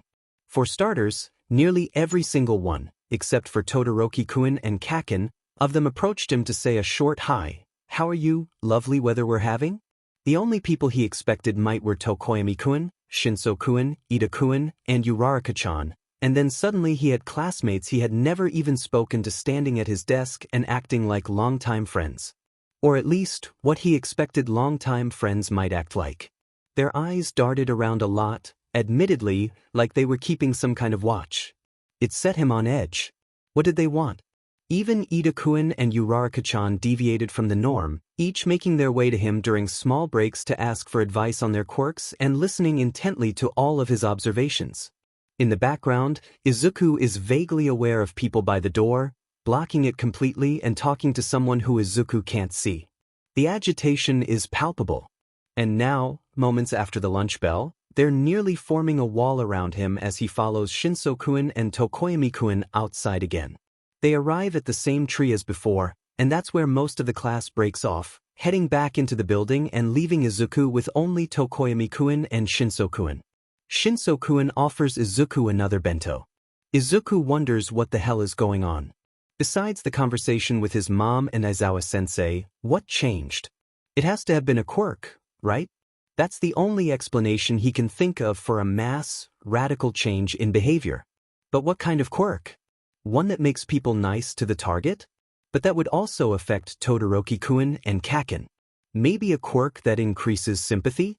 Though Shinso-kun and Tokoyami-kun aren't acting any different. What about a quirk that lets others see when the target is going to die? And no one wants to tell him so he doesn't panic and increase the speed in which his death arrives? Todoroki-kun doesn't seem like he would visually react anyway. Kaken would think it's about time and let it happen. Shinso-kun and Tokoyami-kun would probably want his last hours to feel as normal and peaceful as possible, and the rest of them are likely all just being kind because he isn't long for this world. Izuku holds that theory for a second before dismissing it rather sheepishly. No, that's probably not it. Kaken would have laughed in his face about him dying like he was meant to, if it were. Aizawa-sensei would probably tell him, right? But then really, why the change? Why are they being so, well, nice? Or is protective a better word? Greenie. Without looking up from his food, Tokoyami-kun sends Dark Shadow to circle around Izuku's back, the quirk growling at whoever called out and blocking Izuku's view at the same time. Whoa whoa. Now that he's closer, Izuku can hear him better, and is that the blonde from the other day? I'm not here to start anything Class A, I swear. Copy quirk, if Izuku's remembering right, and that was not a pleasant experience. Actually, that means he knows what Izuku's quirk is, better than anyone else besides Tamako-san and Izuku himself, and he's willingly seeking him out. Which either means he doesn't understand what his quirk actually does, how it worms its way in and takes and violates, or he's here looking for trouble, no matter what he claims. You've already been stirring the pot, Monoma, Shinso-kun states bluntly. And now you've been asking around for one of our classmates, so sorry if I don't trust you. He doesn't sound very apologetic. Izuku peeks around Dark Shadow in time to see the blonde's Monoma-kun's face twist in guilt, irritation, or maybe he's constipated. That's fair. I still don't like most of you much either, but he turns to lock eyes with Izuku, where he's still peering around Tokoyami-kun's quirk. I owe Greenie an apology. An apology? Izuku echoes in mild shock before Shinso-kun can snap at that. What for? Yesterday? Monoma-kun squints at his partially revealed face in confusion. For grabbing you, and for using my quirk on yours without permission? What? Shinso-kun hisses, suddenly on his feet. What did you do? Izuku clambers upright, waving his hands as he puts himself between the two. It's really not that big a deal. It's fine. It's not fine. Both boys protest in unison, immediately turning to glare at the other as soon as the words are said. Shut up. If it weren't for the tension in the air, Izuku would be tempted to laugh at them for being on the exact same wavelength, but as it is he's nearly convinced he's going to throw up soon from sheer anxiety. Couldn't Monoma-kun have just forgotten yesterday's incident? It would have been so much better if he moved on and pretended he'd never seen Izuku before, instead of us. Tokoyami-kun's hand on his shoulder startles Izuku into a harsh flinch, but the avian merely nudges him towards Dark Shadow and faces the other two sternly. Now is not the time for such foolishness as this hostility. Monoma-san's intent to express remorse for his actions wreathed in unknown darkness as they maybe should be encouraged, Shinso-san. Though. Here he turns to Monoma-kun. I also share my companion's hesitance in allowing you to approach Midoriya-san in this manner with how you have expressed yourself of late. Dark Shadow wraps himself around Izuku's shoulders, crooning softly. The boy takes a deep breath and lifts one hand to slide the quirk, eyeing the other three warily as their standoff continues. Monoma-kun rolls his eyes. With you two standing guard, what could I possibly do? Let me just apologize and then I'll be out of your hair. The tension is thick enough to be cut with a knife, but eventually Shinso-kun relents and steps back, though he doesn't take his eyes off Monoma-kun as he approaches Izuku where he's still wrapped up in Tokoyami-kun's quirk. Even though he half expects it, Izuku's still startled when the other's bows far lower than anyone has ever bowed to him before. The blonde doesn't hesitate or stutter, voice clear even with his face turned to the ground. I'm sorry for causing you distress the other day, and for unfairly judging you just because you're in 1A. He glances up, eyes sparkling as he lowers his voice. Though if you ever need a break from any arrogant assholes, I'd be glad to provide myself as a substitute. Izuku, despite himself, feels the corner of his mouth quirk up, and he loosens his grip on Dark Shadow. Apology accepted, Monoma-kun. I'm sorry that you had to feel all of that too. The other boy waves his apology away as he straightens up. Nah, that was my own fault. But I gotta say, your quirk's pretty cool, though I bet it's hard to handle sometimes. He thinks his quirk is cool. Smile thinning into a grimace, Izuku ducks his head into Dark Shadow's head feathers. That you could say that? Monoma-kun nods in agreement, looking over his shoulder at the other two. I should probably get going before your two bodyguards blow a gasket. Wait. Izuku snatches his sleeve before he thinks about it, quickly retracting his hand when the blonde looks back at him in surprise. Green eyes flicker over to Shinso-kun and Tokoyami-kun before Izuku whispers to Monoma-kun, barely breathing. Please don't tell anyone else? The bout? There's a moment where Monomakun is obviously confused before his expression clears and something heavy settles behind his eyes. Of course, I won't tell anyone. Not until you're ready for them to know. As if I'll ever be ready, a piece of Izuku scoffs in the back of his head, but he still offers Monomakun a small, wavering smile of gratitude. The lunch bell rings, and as Izuku splits off from Monomakun, each returning to their own class, he thinks he might have a new friend. Someone who knows exactly what his quirk is, what he is, and still has treated him kindly regardless. Is Yue really that different? Can he finally let himself trust in people again?